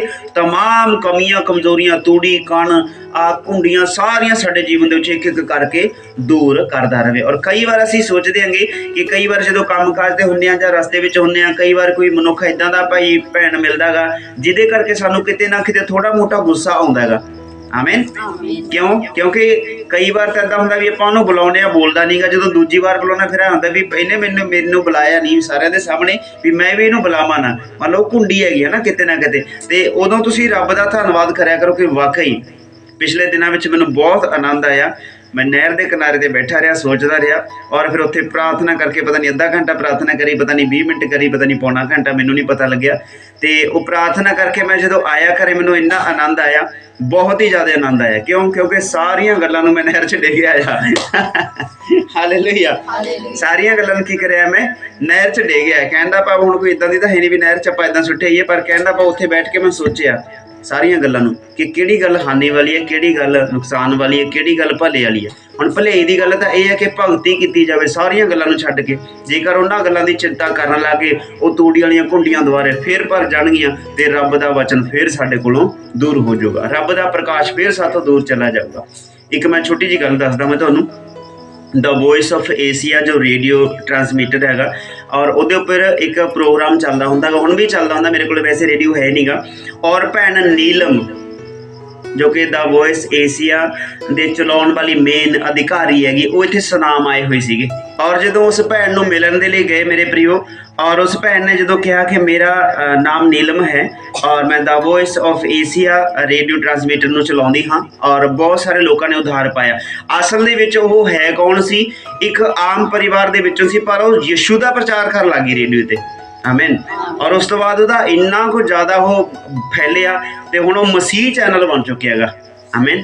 ਦ ਵੋਇਸ ਆਫ ਏਸ਼ੀਆ FM ਤੇ ਚੱਲਦਾ ਗਾ ਔਰ 3-4 ਬੈਂਡ ਵਾਲਾ ਜਿਹੜੀ ਰੇਡੀਓ ਹੁੰਦਾ ਉਹ ਤੁਹਾਨੂੰ ਭਾਲਣਾ ਪਊਗਾ। ਜਦੋਂ ਇੱਕ ਥਾਂ ਟਿਊਨ ਟਿਕਾ ਲਈ ਤਾਂ 5-7 ਮਿੰਟ ਚੱਲੂਗਾ, ਉਸ ਤੋਂ ਬਾਅਦ ਟਿਊਨ ਉਹਦੀ ਹੋਰ ਕਿਤੇ ਚਲੀ ਜਾਊਗੀ, ਭਾਲਣਾ ਪੈਂਦਾ ਗਾ। ਉਹ ਮੰਨ ਲਓ ਹੈ ਕੁਛ ਇੱਦਾਂ ਦਾ, ਪਰ ਪਰਮੇਸ਼ਰ ਦਾ ਵਚਨ ਉਹਦੇ ਉੱਤੇ ਹਮੇਸ਼ਾ ਚੱਲਦਾ ਰਹਿੰਦਾ। ਔਰ ਉਸ ਭੈਣ ਦੇ ਨਾਲ ਜਦੋਂ ਗੱਲਬਾਤ ਕੀਤੀ, ਉਸ ਭੈਣ ਨੂੰ ਕਿਹਾ ਕਿ ਅੱਜ ਤੋਂ ਕਈ ਸਾਲ ਪਹਿਲਾਂ ਮੈਂ ਸਰਦੂਲਗੜ੍ਹ ਦੇ ਵਿੱਚ ਰਹਿੰਦਾ ਸੀਗਾ 2004 ਦੇ ਵਿੱਚ, ਔਰ ਉੱਥੇ ਮੈਂ ਕੁਝ ਸਮੇਂ ਦੇ ਲਈ ਬਿਮਾਰ ਹੋ ਗਿਆ ਸੀ ਕੰਮ ਦੇ ਉੱਤੇ ਜਾ ਕੇ। ਔਰ ਉਹ ਮੈਸੇਜ ਰੇਡੀਓ ਉੱਤੇ ਮੈਂ ਉਹ ਸੁਣਦਾ ਹੁੰਦਾ ਸੀਗਾ ਉਸ ਵੇਲੇ ਵੀ। ਔਰ ਜਦੋਂ ਉਹ ਬੋਲ ਰਹੇ ਸੀ ਕਿ ਅਗਰ ਤੁਸੀਂ ਬਿਮਾਰ ਹੋ ਤਾਂ ਅਸੀਂ ਤੁਹਾਡੇ ਲਈ ਪ੍ਰਾਰਥਨਾ ਕਰਨੀ ਚਾਹੁੰਦੇ ਹਾਂ, ਤੁਸੀਂ ਸਾਡਾ ਆਹ ਨੰਬਰ ਲੈ ਲਓ, ਨੰਬਰ ਲਿਖ ਲਓ ਔਰ ਇਸ 'ਤੇ ਤੁਸੀਂ ਟੈਕਸਟ ਮੈਸੇਜ ਲਿਖ ਕੇ ਆਪਣਾ ਨਾਮ, ਆਪਣੀ ਜਗ੍ਹਾ ਦਾ ਸਾਨੂੰ ਭੇਜ ਦਿਓ, ਕੀ ਤੁਹਾਨੂੰ ਰੋਗ ਹੈ, ਕੀ ਬਿਮਾਰੀ ਹੈ, ਵੀ ਸਾਨੂੰ ਭੇਜ ਦਿਓ, ਅਸੀਂ ਪ੍ਰਾਰਥਨਾ ਕਰਾਂਗੇ, ਪਰਮੇਸ਼ਰ ਤੁਹਾਨੂੰ ਚੰਗਾ ਕਰੂਗਾ। ਮੈਨੂੰ ਇੱਦਾਂ ਲੱਗਿਆ ਕਿ ਮੇਰੇ ਨਾਲ ਗੱਲ ਕਰ ਰਹੀ ਹੈ ਭੈਣ। ਆਮੀਨ। ਮੈਨੂੰ ਲੱਗਿਆ ਕਿ ਮੇਰੇ ਨਾਲ ਗੱਲ ਕਰ ਰਹੀ ਹੈ, ਸੱਚਮੁੱਚ ਮੇਰੇ ਨਾਲ ਗੱਲ ਕੀਤੀ ਰੱਬ ਨੇ ਉਸ ਵਾਰ ਰੇਡੀਓ ਟਰਾਂਸਮੀਟਰ ਦੇ ਦੁਆਰਾ, ਦ ਵੋਇਸ ਆਫ ਏਸ਼ੀਆ ਦੇ ਦੁਆਰਾ। ਔਰ ਜਦੋਂ ਮੈਂ ਮੈਸੇਜ ਲਿਖ ਕੇ ਭੇਜਿਆ, ਉਸ ਵੇਲੇ ਦੇ 15 ਰੁਪਏ ਸਿਰਫ ਇੱਕ ਮੈਸੇਜ ਦੇ ਮੇਰੇ ਲੱਗੇ। ਆਮੀਨ। ਇੱਕ ਮੈਸੇਜ ਭੇਜਣ ਦੇ ਸਿਰਫ ਮੰਨ ਲਓ 15 ਰੁਪਏ ਮੇਰੇ ਉਸ ਵੇਲੇ ਦੇ ਲੱਗੇ। ਔਰ ਉਹਨਾਂ ਨੇ ਮੈਸੇਜ ਦੇ ਦੁਆਰਾ ਮੈਨੂੰ ਰਿਪਲਾਈ ਦਿੱਤੀ ਵੀ ਅਸੀਂ ਤੁਹਾਡੇ ਲਈ ਪ੍ਰਾਰਥਨਾ ਕਰ ਰਹੇ ਹਾਂਗੇ, ਪਰਮੇਸ਼ਰ ਤੁਹਾਨੂੰ ਕੁਝ ਸਮੇਂ ਦੇ ਵਿੱਚ ਹੀ ਚੰਗਾ ਕਰੂਗਾ। ਔਰ 4-5 ਦਿਨਾਂ ਦੇ ਵਿੱਚ ਮੈਂ ਚੰਗਾ ਹੋ ਗਿਆ, ਠੀਕ ਹੋ ਗਿਆ। ਔਰ ਦੁਬਾਰਾ ਫਿਰ ਮੈਂ ਮੈਸੇਜ ਉਹਨਾਂ ਨੂੰ ਭੇਜਿਆ ਕਿ ਸਿਸਟਰ ਨੀਲਮ ਜੀ ਮੈਂ ਬਿਲਕੁਲ ਠੀਕ ਆਂਗਾ। ਆਮੀਨ। ਔਰ ਫਿਰ ਉਹਨਾਂ ਨੇ ਲਿਖ ਕੇ ਭੇਜਿਆ, ਕਹਿੰਦੇ ਵੀ ਸਾਨੂੰ ਸਮਝ ਤਾਂ ਨਹੀਂ ਆਈ, ਜਿਹੜੀ ਪੰਜਾਬੀ 'ਚ ਮੈਸੇਜ ਲਿਖ ਕੇ ਭੇਜਿਆ ਸੀਗਾ, ਕਹਿੰਦੇ ਸਮਝ ਤਾਂ ਨਹੀਂ ਆਈ ਕਿਉਂਕਿ ਮੈਂ ਲਿਖ ਕੇ ਭੇਜਿਆ ਸੀ, ਮੇਰੇ ਢਿੱਡ ਤੇ ਗੁੰਮਾ ਹੋ ਗਿਆ। ਆਮੀਨ। ਹੁਣ ਜੇ ਤਾਂ ਕੋਈ ਨਾ ਹੋਵੇ ਹਨਾ, ਫਿਰ ਤਾਂ ਉਹ ਪੜ੍ਹ ਲੈਣ, ਵਧੀਆ ਚੰਗੇ ਬੰਦੇ ਨੇਗੇ। ਉਹ ਕਹਿੰਦੇ ਵੀ ਸਾਨੂੰ ਸਮਝ ਤਾਂ ਨਹੀਂ ਆਈ ਕੀ ਆਈ, ਪਰ ਸਾਨੂੰ ਇੰਨਾ ਕੁ ਜ਼ਰੂਰ ਪਤਾ ਵੀ ਤੁਹਾਡੇ ਪੇਟ ਦੇ ਉੱਤੇ ਕੋਈ ਦਿੱਕਤ ਸੀਗੀ, ਪੇਟ 'ਚ ਪ੍ਰੋਬਲਮ ਸੀ, ਵੀ ਅਸੀਂ ਦੁਆ ਕੀਤੀ ਹੈ ਰੱਬ ਤੁਹਾਨੂੰ ਚੰਗਾ ਕਰੂਗਾ। ਕਹਿੰਦੀ ਵੀ ਸ਼ੁਕਰ ਹੈ ਰੱਬ ਦਾ, ਤੁਸੀਂ ਚੰਗੇ। ਔਰ ਇੱਥੇ ਜਾ ਕੇ ਜਦੋਂ ਉਹ ਭੈਣ ਆਈ ਤਾਂ ਉਸ ਭੈਣ ਨੂੰ ਮੈਂ ਗਵਾਹੀ ਦਿੱਤੀ ਕਿ ਇੰਨੇ ਸਾਲ ਹੋ ਗਏ ਸਿਸਟਰ ਜੀ ਔਰ ਤੁਸੀਂ ਮੇਰੇ ਲਈ ਦੁਆ ਕੀਤੀ ਸੀ। ਉਸ ਭੈਣ ਨੂੰ ਪਰਮੇਸ਼ਰ ਦੇ ਆਤਮਾ ਨੇ ਛੂਹਿਆ। ਕਹਿੰਦੀ ਵਾਕਈ ਸੁਖਵਿੰਦਰ ਨਾਮ ਦੀ ਮੈਂ ਪ੍ਰਾਰਥਨਾ ਕੀਤੀ ਸੀ ਔਰ ਉਸ ਵੇਲੇ ਤੁਸੀਂ ਸਰਦੂਲਗੜ੍ਹ ਦੇ ਵਿੱਚ ਸੀਗੇ। ਆਮੀਨ। ਕਹਿਣ ਦਾ ਭਾਵ ਪਵਿੱਤਰ ਆਤਮਾ ਜਦੋਂ ਆਉਂਦਾ ਹੈਗਾ ਉਹ ਸਾਰੀਆਂ ਗੱਲਾਂ ਚੇਤੇ ਕਰਾਉਂਦਾ ਹੈਗਾ, ਭੁੱਲੀਆਂ ਭੁਲਾਈਆਂ ਗੱਲਾਂ ਚੇਤੇ ਕਰਵਾਉਂਦਾ ਹੈਗਾ। ਆਮੀਨ। ਪਰਮੇਸ਼ਰ ਇਸ ਤਰੀਕੇ ਨਾਲ ਆਪਣੇ ਲੋਕਾਂ ਨੂੰ ਇਸਤੇਮਾਲ ਕਰਦਾ ਹੈਗਾ। ਭੈਣ ਨੀਲਮ ਬਹੁਤ ਹੀ ਅੱਛੇ ਤਰੀਕੇ ਨਾਲ ਪਰਮੇਸ਼ਰ ਦੇ ਵਚਨ ਨੂੰ ਵੰਡ ਕੇ ਗਏ ਸੁਨਾਮ ਸ਼ਹਿਰ ਦੇ ਅੰਦਰ। ਔਰ ਮੇਰੇ ਪ੍ਰਿਓ ਉਹ ਕਹੇ ਕਿ ਜਦੋਂ ਵੀ ਦੁਬਾਰੇ ਆਏ ਅਸੀਂ ਤੁਹਾਨੂੰ ਮਿਲਣ ਦੇ ਲਈ ਲਾਜ਼ਮੀ ਆਵਾਂਗੇ। ਬਜ਼ੁਰਗ ਹੋ ਚੁੱਕੇ ਨੇ ਹੁਣ ਤੱਕ ਕਾਫੀ, ਔਰ ਦੁਆ ਕਰਦੇ ਹਾਂ ਕਿ ਉਹ ਲੰਮੀ ਉਮਰ ਭੋਗ ਕੇ ਜਾਣ ਪਰਮੇਸ਼ਰ ਦੀ ਹਜ਼ੂਰੀ ਦੇ ਵਿੱਚੋਂ, ਕਿਉਂਕਿ ਉਹਨਾਂ ਦੇ ਦੁਆਰਾ ਬਹੁਤ ਸਾਰੇ ਲੋਕਾਂ ਨੇ ਆਜ਼ਾਦੀ ਪਾਈ ਔਰ ਉਹਦੇ ਵਿੱਚ ਮੈਂ ਵੀ ਨਿਮਾਣੀ ਜੀ ਜਿੰਦ ਮੌਜੂਦ ਆਂਗੇ। ਆਮੀਨ। ਕਾਰਨ ਕੀ? ਪਰਮੇਸ਼ਰ ਆਪਣੇ ਲੋਕਾਂ ਦੇ ਉੱਤੇ ਇਦਾਂ ਪ੍ਰਕਾਸ਼ ਉਡੇਲਦਾ ਗਾ ਕਿ ਕਿਤੋਂ ਨਾ ਕਿਤੋਂ ਲਿਆ ਕੇ ਉਹ ਤੁਹਾਡੇ ਜੀਵਨ ਦੇ ਵਿੱਚ ਇਦਾਂ ਦੀ ਗੱਲ ਭੇਜ ਦੇਵੇਗਾ ਕਿ ਤੁਸੀਂ ਹੈਰਾਨ ਹੋ ਜਾਓਗੇ। ਕਦੇ ਇਸ ਤਰ੍ਹਾਂ ਵੀ ਹੋ ਸਕਦਾ ਹੈਗਾ। ਆਮੀਨ। ਕਦੇ ਸੋਚਿਆ ਨਹੀਂ ਸੀ ਕਿ ਉਹ ਜੋ ਰੇਡੀਓ ਦੇ ਉੱਤੇ ਸਿਰਫ ਸੁਣਦੇ ਸੀ, ਕਦੇ ਉਸ ਭੈਣ ਦੇ ਨਾਲ, ਉਸ ਦਾਸੀ ਦੇ ਨਾਲ ਜਾ ਕੇ ਸਾਹਮਣੇ ਗੱਲਬਾਤ ਹੋ ਜਾਊ, ਉਹ ਵੀ ਆਪਣੇ ਇੱਥੇ ਸੁਨਾਮ ਦੇ ਅੰਦਰ। ਆਮੀਨ। ਸੋ ਇਸ ਕਰਕੇ ਮੇਰੇ ਪ੍ਰਿਓ ਕਦੇ ਵੀ ਇਹ ਨਹੀਂ ਸੋਚਣਾ ਕਿ ਰੱਬ ਆਹ ਚੀਜ਼ ਕਰ ਨਹੀਂ ਸਕਦਾ। ਕਹਿਣ ਦਾ ਭਾਵ ਜੋ ਬਿਮਾਰੀਆਂ, ਜੋ ਘੁੰਡੀਆਂ, ਜੋ ਨੁਕਸਾਨ ਵਾਲੀਆਂ ਗੱਲਾਂ ਸਾਡੇ ਜੀਵਨ ਦੇ ਵਿੱਚ ਹੁੰਦੀਆਂ ਨੇ, ਕਿਤੋਂ ਨਾ ਕਿਤੋਂ ਕੋਈ ਨਾ ਕੋਈ ਰੱਬ ਦਾ ਸੇਵਕ, ਰੱਬ ਦਾ ਵਚਨ ਸਾਡੇ ਜੀਵਨ ਦੇ ਵਿੱਚ ਆਉਂਦਾ ਹੈਗਾ ਜੋ ਸਾਰੀਆਂ ਗੱਲਾਂ ਸਾਡੇ ਜੀਵਨ ਦੇ ਵਿੱਚੋਂ ਦੂਰ ਕਰ ਦਿੰਦਾ ਹੈਗਾ। ਯਿਸੂ ਕਿਉਂ ਆਇਆ? ਸਾਡੇ ਅੰਦਰ ਰਹਿਣ ਵਾਸਤੇ ਆਇਆ। ਆਹ ਸਾਰੀਆਂ ਗੱਲਾਂ ਤੋਂ ਸਾਨੂੰ ਕੀ ਕਰਨ ਵਾਸਤੇ ਆਇਆਗਾ? ਆਜ਼ਾਦ ਕਰਨ ਵਾਸਤੇ ਆਇਆਗਾ, ਸ਼ੁੱਧ ਕਰਨ ਵਾਸਤੇ ਆਇਆਗਾ, ਨਰੋਆ ਕਰਨ ਵਾਸਤੇ ਆਇਆਗਾ ਮੇਰੇ ਪ੍ਰਿਓ। ਆਮੀਨ। ਔਰ ਇਸੇ ਲਈ ਪਰਮੇਸ਼ਰ ਤੁਹਾਡੇ ਮਨ ਦੇ ਵਿੱਚ ਹੀ ਕਿਉਂ ਰਹਿੰਦਾ ਹੈ? ਕਿਉਂਕਿ ਤੁਹਾਡਾ ਮਨ ਪਰਮੇਸ਼ਰ ਦਾ ਪਵਿੱਤਰ ਮੰਦਿਰ ਹੈਗਾ, ਕਿਉਂਕਿ ਪਵਿੱਤਰ ਹੈਗਾ ਔਰ ਉਹ ਤੁਸੀਂ ਹੈਗੇ ਹੋਗੇ। ਇਸੇ ਲਈ ਪਰਮੇਸ਼ਰ ਤੁਹਾਡੇ ਨਾਲ ਗੱਲ ਕਰਦਾ ਹੈਗਾ। ਪਰਮੇਸ਼ਰ ਦੀਆਂ ਗੱਲਾਂ ਤੁਹਾਨੂੰ ਸਮਝ ਦੇ ਵਿੱਚ ਆਉਂਦੀਆਂ ਨਹੀਂ ਹੈ। ਆਮੀਨ। ਔਰ ਇਸ ਨੂੰ ਸਮਝਣ ਦੇ ਲਈ ਤੁਸੀਂ ਹੁਣ ਯੋਹੰਨਾ ਦੀ ਕਿਤਾਬ 14 ਅਧਿਆਇ 20 ਆਇਤ ਨੂੰ ਅਸੀਂ ਪੜਾਂਗੇ। ਔਰ ਮੇਰੇ ਪ੍ਰਿयो, ਅਸੀਂ ਕੁਝ ਗੱਲਾਂ ਸਿੱਖਦੇ ਹਾਂ ਜਗਤ ਦੇ ਵਿੱਚੋਂ ਕਿ ਸਾਨੂੰ ਕੋਈ ਕੰਮ ਸਿਖਾਉਂਦਾ ਹੈ, ਪਰ ਕੰਮ ਸਿਖਾ ਕੇ ਸਾਨੂੰ ਛੱਡ ਦਿੰਦਾ ਹੈਗਾ ਕਿ ਤੁਸੀਂ ਇਸ ਕੰਮ ਨੂੰ ਕਰੋ, ਔਰ ਜਦੋਂ ਤੁਸੀਂ ਕਰੋਗੇ ਤਾਂ ਤੁਸੀਂ ਜਾਣ ਲਓਗੇ। ਔਰ ਇਸ ਲਈ ਮੇਰੇ ਪ੍ਰਿयो, ਅਸੀਂ ਜਾਣਦੇ ਹਾਂ ਜਦੋਂ ਸਾਡੇ ਜੀਵਨ ਦੇ ਵਿੱਚ ਇਹ ਕੰਮ ਸਾਡੇ ਜੀਵਨ ਦੇ ਵਿੱਚ ਪ੍ਰਗਟ ਹੁੰਦੇ ਨੇ ਤਾਂ ਅਸੀਂ ਉਹਨਾਂ ਗੱਲਾਂ ਨੂੰ ਜਾਣ ਲੈਂਦੇ ਹਾਂ ਕਿ ਸੱਚਮੁੱਚ ਇਹ ਇਸੇ ਤਰ੍ਹਾਂ ਹੀ ਹੈਗਾ ਗਾ। ਯੋਹੰਨਾ ਦੀ ਕਿਤਾਬ 14 ਅਧਿਆਇ ਉਸ ਦੀ 20 ਆਇਤ ਨੂੰ ਕੋਈ ਵੀ ਜਣਾ ਪੜ੍ਹ ਦਈਏ, ਹਿੰਦੀ ਦੇ ਵਿੱਚ ਜਾਂ ਪੰਜਾਬੀ ਦੇ ਵਿੱਚ, ਕੋਈ ਵੀ ਪੜ੍ਹ ਦਈਏ। उस दिन तुम जानोगे कि मैं अपने पिता में हूँ और तुम मुझ में और मैं तुम में। ਆਮੀਨ, ਹਾਲੇਲੂਇਆ। ਹਾਲੇਲੂਇਆ। ਜਦੋਂ ਆ ਸਾਰੀਆਂ ਗੱਲਾਂ ਅਸੀਂ ਜਾਣ ਲਈਆਂ ਹਨ, ਪਰਮੇਸ਼ਰ ਨੂੰ ਜਾਣ ਲਿਆ ਤੇ ਪਰਮੇਸ਼ਰ ਸਾਡੇ ਅੰਦਰ ਹੈਗਾ, ਕਹਿੰਦਾ ਉਸ ਦਿਨ ਤੁਸੀਂ ਜਾਣੋਗੇ ਭਾਈ ਮੈਂ ਪਿਤਾ ਦੇ ਵਿੱਚ ਔਰ ਤੁਸੀਂ ਮੇਰੇ ਵਿੱਚ ਅਤੇ ਤੁਹਾਡੇ ਵਿੱਚ ਮੈਂ ਆਂਗਾ। ਆਮੀਨ। ਇਸੇ ਆਇਤ ਨੂੰ ਦੁਬਾਰਾ ਫਿਰ ਤੋਂ ਪੜ੍ਹ ਦਈਏ। उस दिन तुम जानोगे कि मैं अपने पिता में हूँ और तुम मुझ में और मैं तुम में। ਆਮੀਨ। ਆਮੀਨ। ਮੈਂ ਪਿਤਾ ਦੇ ਵਿੱਚ, ਤੁਸੀਂ ਮੇਰੇ ਵਿੱਚ। ਪਿਤਾ, ਪੁੱਤਰ, ਪਵਿੱਤਰ ਆਤਮਾ ਦੇ ਵਿੱਚ ਤੁਸੀਂ ਵਿਰਾਜਮਾਨ ਹੋ ਗਏ। ਹੁਣ 4 ਜਣੇ ਹੋ ਗਏ। ਔਰ ਹੁਣ ਇੱਥੇ ਮੇਰੇ ਪ੍ਰਿयो, ਇਹ ਬਹੁਤ ਵੱਡੀ ਇੱਕ ਪ੍ਰਕਾਸ਼ ਹੈ, ਇੱਕ ਵੱਡੀ ਯੋਜਨਾ ਪਰਮੇਸ਼ਰ ਦੀ ਹੈਗੀ ਕਿ ਉਹ ਤੁਹਾਨੂੰ ਇਕੱਲਾ ਛੱਡਣਾ ਨਹੀਂ ਚਾਹੁੰਦਾ। ਅਗਰ ਤੁਸੀਂ ਇਕੱਲੇ ਦੇ ਇਕੱਲੇ ਹੋ ਤਾਂ ਵੀ ਪਰਮੇਸ਼ਰ ਤੁਹਾਡੇ ਨਾਲ ਰਹਿੰਦਾ ਹੀ ਹੈਗਾ ਮੇਰੇ ਪ੍ਰਿयो। ਇਕੱਲਾ ਨਹੀਂ ਬਲਕਿ ਪਿਤਾ, ਪੁੱਤਰ, ਪਵਿੱਤਰ ਆਤਮਾ, ਉਹ ਤੁਹਾਡੇ ਹਿਰਦੇ ਦੇ ਅੰਦਰ ਹੈ। ਔਰ ਜਦੋਂ ਇਹ ਸਾਰੀਆਂ ਗੱਲਾਂ ਤੁਸੀਂ ਜਾਣ ਲਈਆਂ, ਕਦੇ ਨਹੀਂ ਆਖੋਗੇ ਕਿ ਮੈਂ ਇਕੱਲਾ ਰਹਿ ਗਿਆ, ਕਦੇ ਨਹੀਂ ਆਖੋਗੇ ਕਿ ਮੈਂ ਉਦਾਸ ਹਾਂ, ਕਦੇ ਨਹੀਂ ਤੁਹਾਡੇ ਮੂੰਹ ਦੇ ਵਿੱਚੋਂ ਨਿਕਲੂਗਾ ਕਿ ਮੈਂ ਦੁਖੀ ਆਂਗਾ। ਆਮੀਨ। ਔਰ ਇਹ ਸਾਰੀਆਂ ਗੱਲਾਂ ਤੁਹਾਨੂੰ ਸਹਿਣ ਦੀ ਸ਼ਕਤੀ ਦੇਣਗੀਆਂ ਕਿ ਸੱਚਮੁੱਚ ਪਰਮੇਸ਼ਰ ਆਪਣੇ ਪਵਿੱਤਰ ਮੰਦਿਰ ਦੇ ਅੰਦਰ ਵਸਦਾ ਹੈਗਾ। ਔਰ ਉਹਦਾ ਪਵਿੱਤਰ ਮੰਦਿਰ ਕਿੱਥੇ ਹੈਗਾ? ਸਾਡਾ ਹਿਰਦਾ। ਆਮੀਨ। ਪਰਮੇਸ਼ਰ ਕਿੱਥੇ ਵਿਰਾਜਮਾਨ ਆ? ਸਾਡੇ ਹਿਰਦੇ ਦੇ ਅੰਦਰ। ਉਹ ਸਵਰਗਾਂ ਦੇ ਵਿੱਚ ਵਿਰਾਜਮਾਨ ਹੈਗਾ ਔਰ ਸਾਡੇ ਹਿਰਦੇ ਦੇ ਅੰਦਰ ਪਰਮੇਸ਼ਰ ਯਿਸੂ ਮਸੀਹ ਔਰ ਪਵਿੱਤਰ ਆਤਮਾ ਸਾਡੇ ਹਿਰਦੇ ਦੇ ਅੰਦਰ ਵਾਸ ਕਰਦੇ ਨੇ। ਔਰ ਇਸੇ ਆਇਤ ਨੂੰ ਦੁਬਾਰਾ ਫਿਰ ਤੋਂ ਪੜ੍ਹ ਦਈਏ। ਉਸ ਦਿਨ उस दिन ਪੜ੍ਹ ਦਈਏ ਦੋਵੇਂ ਇਕੱਠੇ। ਇੱਕ ਵਾਰੀ ਪੰਜਾਬੀ ਚ ਪੜ੍ਹ ਦੋ, ਫਿਰ ਹਿੰਦੀ ਚ ਪੜ੍ਹ ਦੋ। ਕੀ ਬਾਤ ਹੈ। ਆਮੀਨ। ਉਸ ਦਿਨ ਤੁਸੀਂ ਜਾਣੋਗੇ ਕਿ ਮੈਂ ਆਪਣੇ ਪਿਤਾ ਵਿੱਚ ਅਤੇ ਤੁਸੀਂ ਮੇਰੇ ਵਿੱਚ ਅਤੇ ਮੈਂ ਤੁਹਾਡੇ ਵਿੱਚ ਹਾਂ। ਆਮੀਨ। ਅਰਥਾਤ ਇੱਥੇ ਜਿਵੇਂ ਕਹ ਲਈ ਨਾ ਮਿਕਸ ਕਰ ਦਈਏ ਕਿਸੇ ਚੀਜ਼ ਨੂੰ, ਹਨਾ। ਮੰਨ ਲਓ ਘੁਲਣਾ ਹੈਗਾ, ਇੱਥੇ ਮੰਨ ਲਓ ਇਦਾਂ ਹੈਗਾ ਕਿ ਅਸੀਂ ਇੱਕਦਮ ਬਿਲਕੁਲ ਪਰਮੇਸ਼ਰ ਦੇ ਵਿੱਚ, ਪ੍ਰਭੂ ਯਿਸੂ ਮਸੀਹ ਦੇ ਵਿੱਚ, ਪਵਿੱਤਰ ਆਤਮਾ ਦੇ ਵਿੱਚ ਇੰਨਾ ਕੁ ਲੀਨ ਹੋ ਗਏ ਕਿ ਇੱਥੇ ਬਿਲਕੁਲ ਵੀ ਨਹੀਂ ਪਤਾ ਲੱਗ ਰਿਹਾ ਕਿ ਕੌਣ ਕਿੱਥੇ ਹੈਗਾ। ਪ੍ਰਭੂ ਯਿਸੂ ਮਸੀਹ ਕਹਿੰਦਾ ਮੈਂ ਪਿਤਾ ਵਿੱਚ, ਪਿਤਾ ਮੇਰੇ ਵਿੱਚ, ਮੈਂ ਤੁਹਾਡੇ ਵਿੱਚ, ਤੁਸੀਂ ਮੇਰੇ ਵਿੱਚ। ਆਮੀਨ। ਕਿੰਨੀਆਂ ਗੱਲਾਂ ਇੱਥੇ ਮਿਕਸ ਹੋ ਰਹੀਆਂ ਨੇ। ਕਹਿਣ ਦਾ ਭਾਵ ਇੱਕੋ ਹੀ ਹੈ ਉਹ ਪਰਮੇਸ਼ਰ ਜਿਹੜਾ ਸਾਡੇ ਹਿਰਦੇ ਦੇ ਅੰਦਰ ਵਸਦਾ ਹੈ, ਤ੍ਰਿਏਕ ਸ਼ਕਤੀ ਬਣ ਕੇ, 3 ਪਾਵਰ ਆਫ ਗॉड। ਹਾਲੇਲੂਇਆ।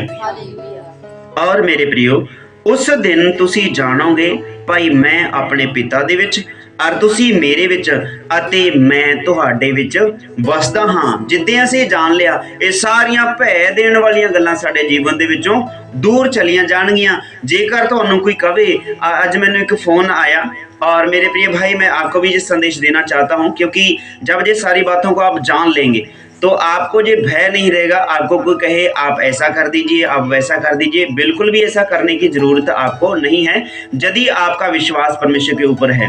तो हम धन्यवाद करते हैं मेरे प्रिय भाई आपका कि आपने पूरा भरोसा परमेश्वर के ऊपर रख के ये कहा कि मैं किसी को कुछ नहीं दूंगा, लेकिन मैं अपना जीवन परमेश्वर को देता हूँ, प्रभु मुझे आज़ाद करेंगे। तो प्रभु आपको ब्लेस कर रहे हैं। आज के समय के दौरान आपके ऊपर विशेष अनुग्रह है परमेश्वर का, और इन्हीं बातों को यदि आपने सीख लिया गहराई से कि परमेश्वर आपके मन में है और वहीं पर प्रभु यीशु मसीह है, वहीं पर पवित्र आत्मा है, तो आप किसी भी बात में हानि का, नुकसान का सामना नहीं करेंगे मेरे प्रियो, क्योंकि ये सारी बातें आपके जीवन में से दूर जा चुकी होंगी। हालेलुया।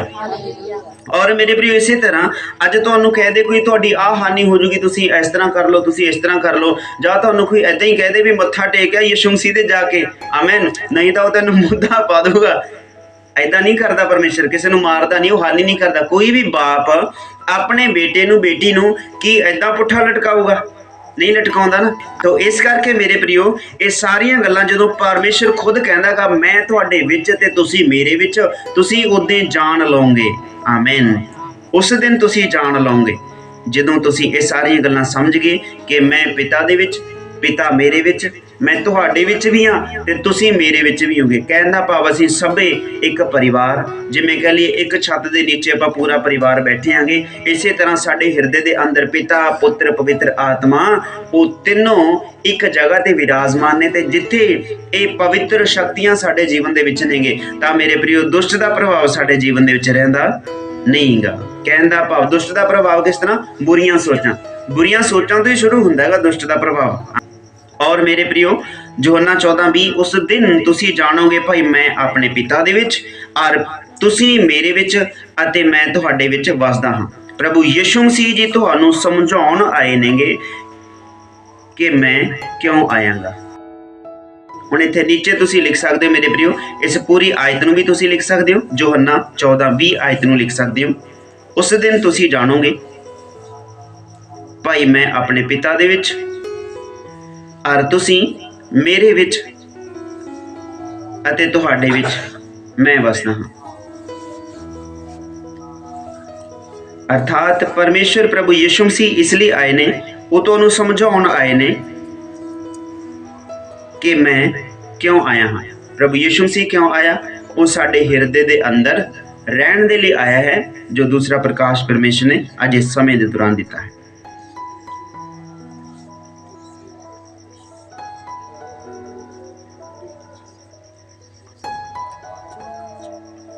लिख लीजिए सारे।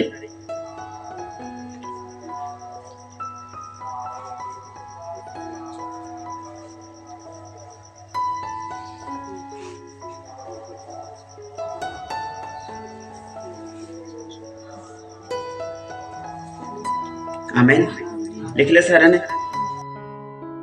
और इस जगह ते प्रभु यीशु मसीह जी तुहानू समझाउण आए ने कि मैं क्यों आया हाँ। वो साडे हिरदे दे अंदर रहन दे लिए आए ने। और नीचे एक होर बराबर दा निशान पा के उत्तर लिख लो, प्रभु यीशु मसीह जी तुहाडे मन विच रहन लई आए ने। जिथे यीशु है तुसीं भी होवो, अर्थात स्वर्ग दे विच।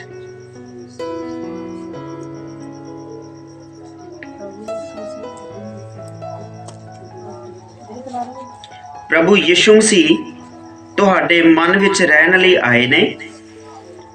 जिथे यीशु है तुसीं भी होवो, अर्थात स्वर्ग दे विच। हुण एक छोटी जी होर इहदे विचों आपां उदाहरण नवां प्रकाश ले लईए कि परमेश्वर कित्थे वसदागा? स्वर्ग दे विच। और जिहड़ा तुहाडा हिरदा है ये भी एक स्वर्ग है जिथे परमेश्वर विराजमान हैगा, जिथे परमेश्वर तुहाडी देखभाल करन दे लई तुहाडे अंदर वसदा हैगा मेरे प्रियो। आमीन।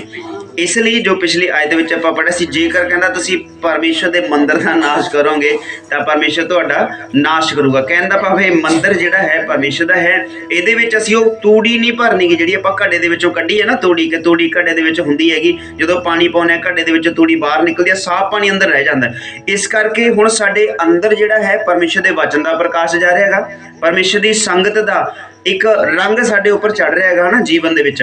और ये रंग जदों साडे जीवन दे विच चढ़ रहा हैगा, परमेश्वर दा प्रकाश साडे अंदर जा रहा, वचन दे नाल साडा हिरदा भरदा जा रहा हैगा। ते जदों पवित्र वचन साडे अंदर भरिया जा रहा हैगा ते संसार दीयां गल्लां साडे जीवन दे विचों एक एक करके दूर हो जाणगीਆਂ मेरे प्रियो। आमीन।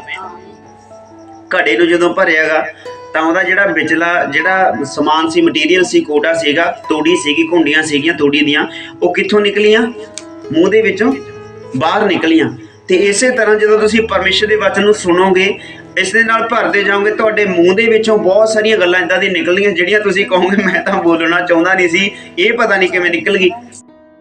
ਕਾਰਨ ਕਿ ਅੰਦਰੋਂ ਜਦੋਂ ਪਰਮੇਸ਼ਰ ਦਾ ਵਚਨ ਧੋ ਕੇ ਭਰਿਆ ਜਾਊਗਾ, ਠੋਕ ਕੇ ਭਰਿਆ ਜਾਊਗਾ, ਤੇ ਕਿਸੇ ਵੀ ਕੋਨੇ ਦੇ ਵਿੱਚ ਜੇਕਰ ਕਿਤੇ ਨਾ ਕਿਤੇ ਕੋਈ ਇਹੋ ਜਿਹੀ ਮਾਂਦਗੀ ਵਾਲੀ ਗੱਲ ਹੈਗੀ ਹੈ, ਕਿਤੇ ਨਾ ਕਿਤੇ ਨਿਕਲੂਗੀ। ਔਰ ਫਿਰ ਉਸ ਦਿਨ ਤੁਸੀਂ ਦੁਬਾਰਾ ਫਿਰ ਪ੍ਰਾਰਥਨਾ ਕਰਨੀ ਹੈ, ਪ੍ਰਭੂ ਜੀ ਆਹ ਜਿਹੜੀ ਨਿਕਲ ਗਈ ਹੁਣ ਦੁਬਾਰੇ ਨਾ ਮੇਰੇ ਜੀਵਨ ਦੇ ਵਿੱਚ ਵੜੇ।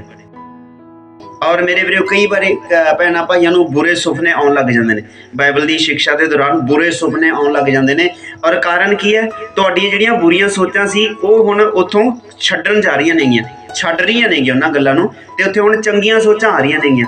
ਹੁਣ ਜਦੋਂ ਇੱਕ ਘਰ ਦੇ ਵਿੱਚ ਆਪਾਂ 4 ਮੈਂਬਰ ਰਹਿੰਦੇ ਆਂਗੇ, ਇੱਕ ਪਰਿਵਾਰ ਦੇ ਵਿੱਚ ਕੋਈ ਮੰਨ ਲਓ ਕੋਈ ਇੱਦਾਂ ਦਾ ਬੰਦਾ ਹੈਗਾ ਜਿਹੜਾ ਮੰਨ ਲਓ ਦੁਖੀ ਕਰਦਾ ਹੈਗਾ, ਪਰੇਸ਼ਾਨ ਕਰਦਾ ਹੈਗਾ, ਪਰ ਬਾਕੀ ਦੇ ਤਿੰਨੋਂ ਜਣੇ ਫੜ ਕੇ ਉਹਨੂੰ ਕੀ ਕਰਨਗੇ? ਬਾਹਰ ਭੇਜਣਗੇ ਵੀ ਜਾਂ ਤਾਂ ਤੂੰ ਸੁਧਰ ਜਾ, ਨਹੀਂ ਇੱਥੋਂ ਬਾਹਰ ਨਿਕਲ ਜਾ। ਇਸੇ ਤਰ੍ਹਾਂ ਪਰਮੇਸ਼ਰ ਦਾ ਵਚਨ ਸਾਡੇ ਅੰਦਰ ਉਹਨਾਂ ਬੁਰੀਆਂ ਗੱਲਾਂ ਨੂੰ ਫੜ ਕੇ ਬਾਹਰ ਕੱਢਦਾ ਹੈਗਾ ਵੀ ਤੁਹਾਡਾ ਇੱਥੇ ਟਿਕਾਣਾ ਹੈਗਾ ਨਹੀਂ ਗਾ। ਇਹ ਹਿਰਦਾ ਕਿਹਦਾ ਹੈਗਾ? ਪਰਮੇਸ਼ਰ ਦਾ ਹੈਗਾ। ਕਿਉਂ ਪਰਮੇਸ਼ਰ ਦਾ? ਕਿਉਂਕਿ ਇਹ ਪਵਿੱਤਰ ਹੈਗਾ। ਇਸ ਮੰਦਰ ਨੂੰ ਅਸੀਂ ਕਦੇ ਵੀ ਖਰਾਬ ਕਰਨਾ ਨਹੀਂ ਗਾ। ਅਰਥਾਤ ਜਗਤ ਦੀਆਂ ਗੱਲਾਂ ਨੂੰ ਲੈ ਕੇ ਅਸੀਂ ਕਿਸੇ ਵੀ ਤਰ੍ਹਾਂ ਦਾ ਬੋਝ ਆਪਣੇ ਜੀਵਨ ਦੇ ਵਿੱਚ ਰੱਖਣਾ ਨਹੀਂ ਗਾ। ਜੇਕਰ ਸਾਡੇ ਜੀਵਨ ਦੇ ਵਿੱਚ ਜਗਤ ਦੀਆਂ ਗੱਲਾਂ ਦਾ, ਸੰਸਾਰਿਕ ਗੱਲਾਂ ਦਾ ਬੋਝ ਸਾਡੇ ਜੀਵਨ ਦੇ ਵਿੱਚ ਰਹੂਗਾ, ਤਾਂ ਅਸੀਂ ਨਾ ਤਾਂ ਪ੍ਰਾਰਥਨਾ ਕਰ ਸਕਾਂਗੇ, ਨਾ ਆਪਾਂ ਲਗਾਤਾਰ ਸੰਗਤ ਦੇ ਵਿੱਚ ਬਣ ਸਕਦੇ ਹਾਂ, ਤੇ ਬਣਨਾ ਆਉਣਾ ਤਾਂ ਬਹੁਤ ਦੂਰ ਦੀ ਗੱਲ, ਅਸੀਂ ਇਹਨਾਂ ਗੱਲਾਂ ਨੂੰ ਸਮਝ ਨਹੀਂ ਸਕਦੇ ਮੇਰੇ ਪ੍ਰਿਯੋ। ਔਰ ਜੇਕਰ ਲਗਾਤਾਰ ਅਸੀਂ ਸਮਝਦੇ ਰਵਾਂਗੇ ਤਾਂ ਇੱਕ ਇੱਕ ਕਰਕੇ ਸਾਨੂੰ ਕੱਲੀ ਕੱਲੀ ਗੱਲ ਸਮਝ ਆਵੇਗੀ, ਔਰ ਇਸੇ ਤਰ੍ਹਾਂ ਅਸੀਂ ਪਰਮੇਸ਼ਰ ਦੇ ਮੰਦਰ ਨੂੰ ਪਾਕ ਸਾਫ਼ ਕਰਨ ਦੇ ਵਿੱਚ ਪਰਮੇਸ਼ਰ ਦੀ ਹੈਲਪ ਕਰਾਂਗੇ। ਆਮੀਨ ਆਮੀਨ। ਕਿਉਂਕਿ ਯਿਸੂ ਇੱਕ ਥਾਵੇਂ, ਮੈਂ ਤੈਨੂੰ ਆਇਤ ਨਹੀਂ ਪੜਾਵਾਂਗਾ, ਪਰ ਉੱਥੇ ਲਿਖਿਆ ਕਿ ਯਿਸੂ ਸੀ ਜਦੋਂ ਵਾਪਸ ਆਏ ਤਾਂ ਉਸਨੇ ਆਪਣੇ ਜੋ ਪ੍ਰਾਰਥਨਾ ਵਾਲਾ ਘਰ ਸੀਗਾ ਉੱਥੇ ਵਣਜ ਵਪਾਰ ਕਰਦੇ ਹੋਏ ਲੋਕਾਂ ਨੂੰ ਵੇਖਿਆ। ਕੋਈ ਕਬੂਤਰ ਵੇਚ ਰਿਹਾ ਸੀ, ਕੋਈ ਅੰਡੇ ਵੇਚ ਰਿਹਾ ਸੀ, ਕੋਈ ਕੱਪੜੇ ਲੀੜਾ ਰੱਖੀ ਬੈਠਾ, ਕੋਈ ਸਰਫੀਆਂ ਰੱਖੀ ਬੈਠਾ ਸੀਗਾ ਹਨਾ।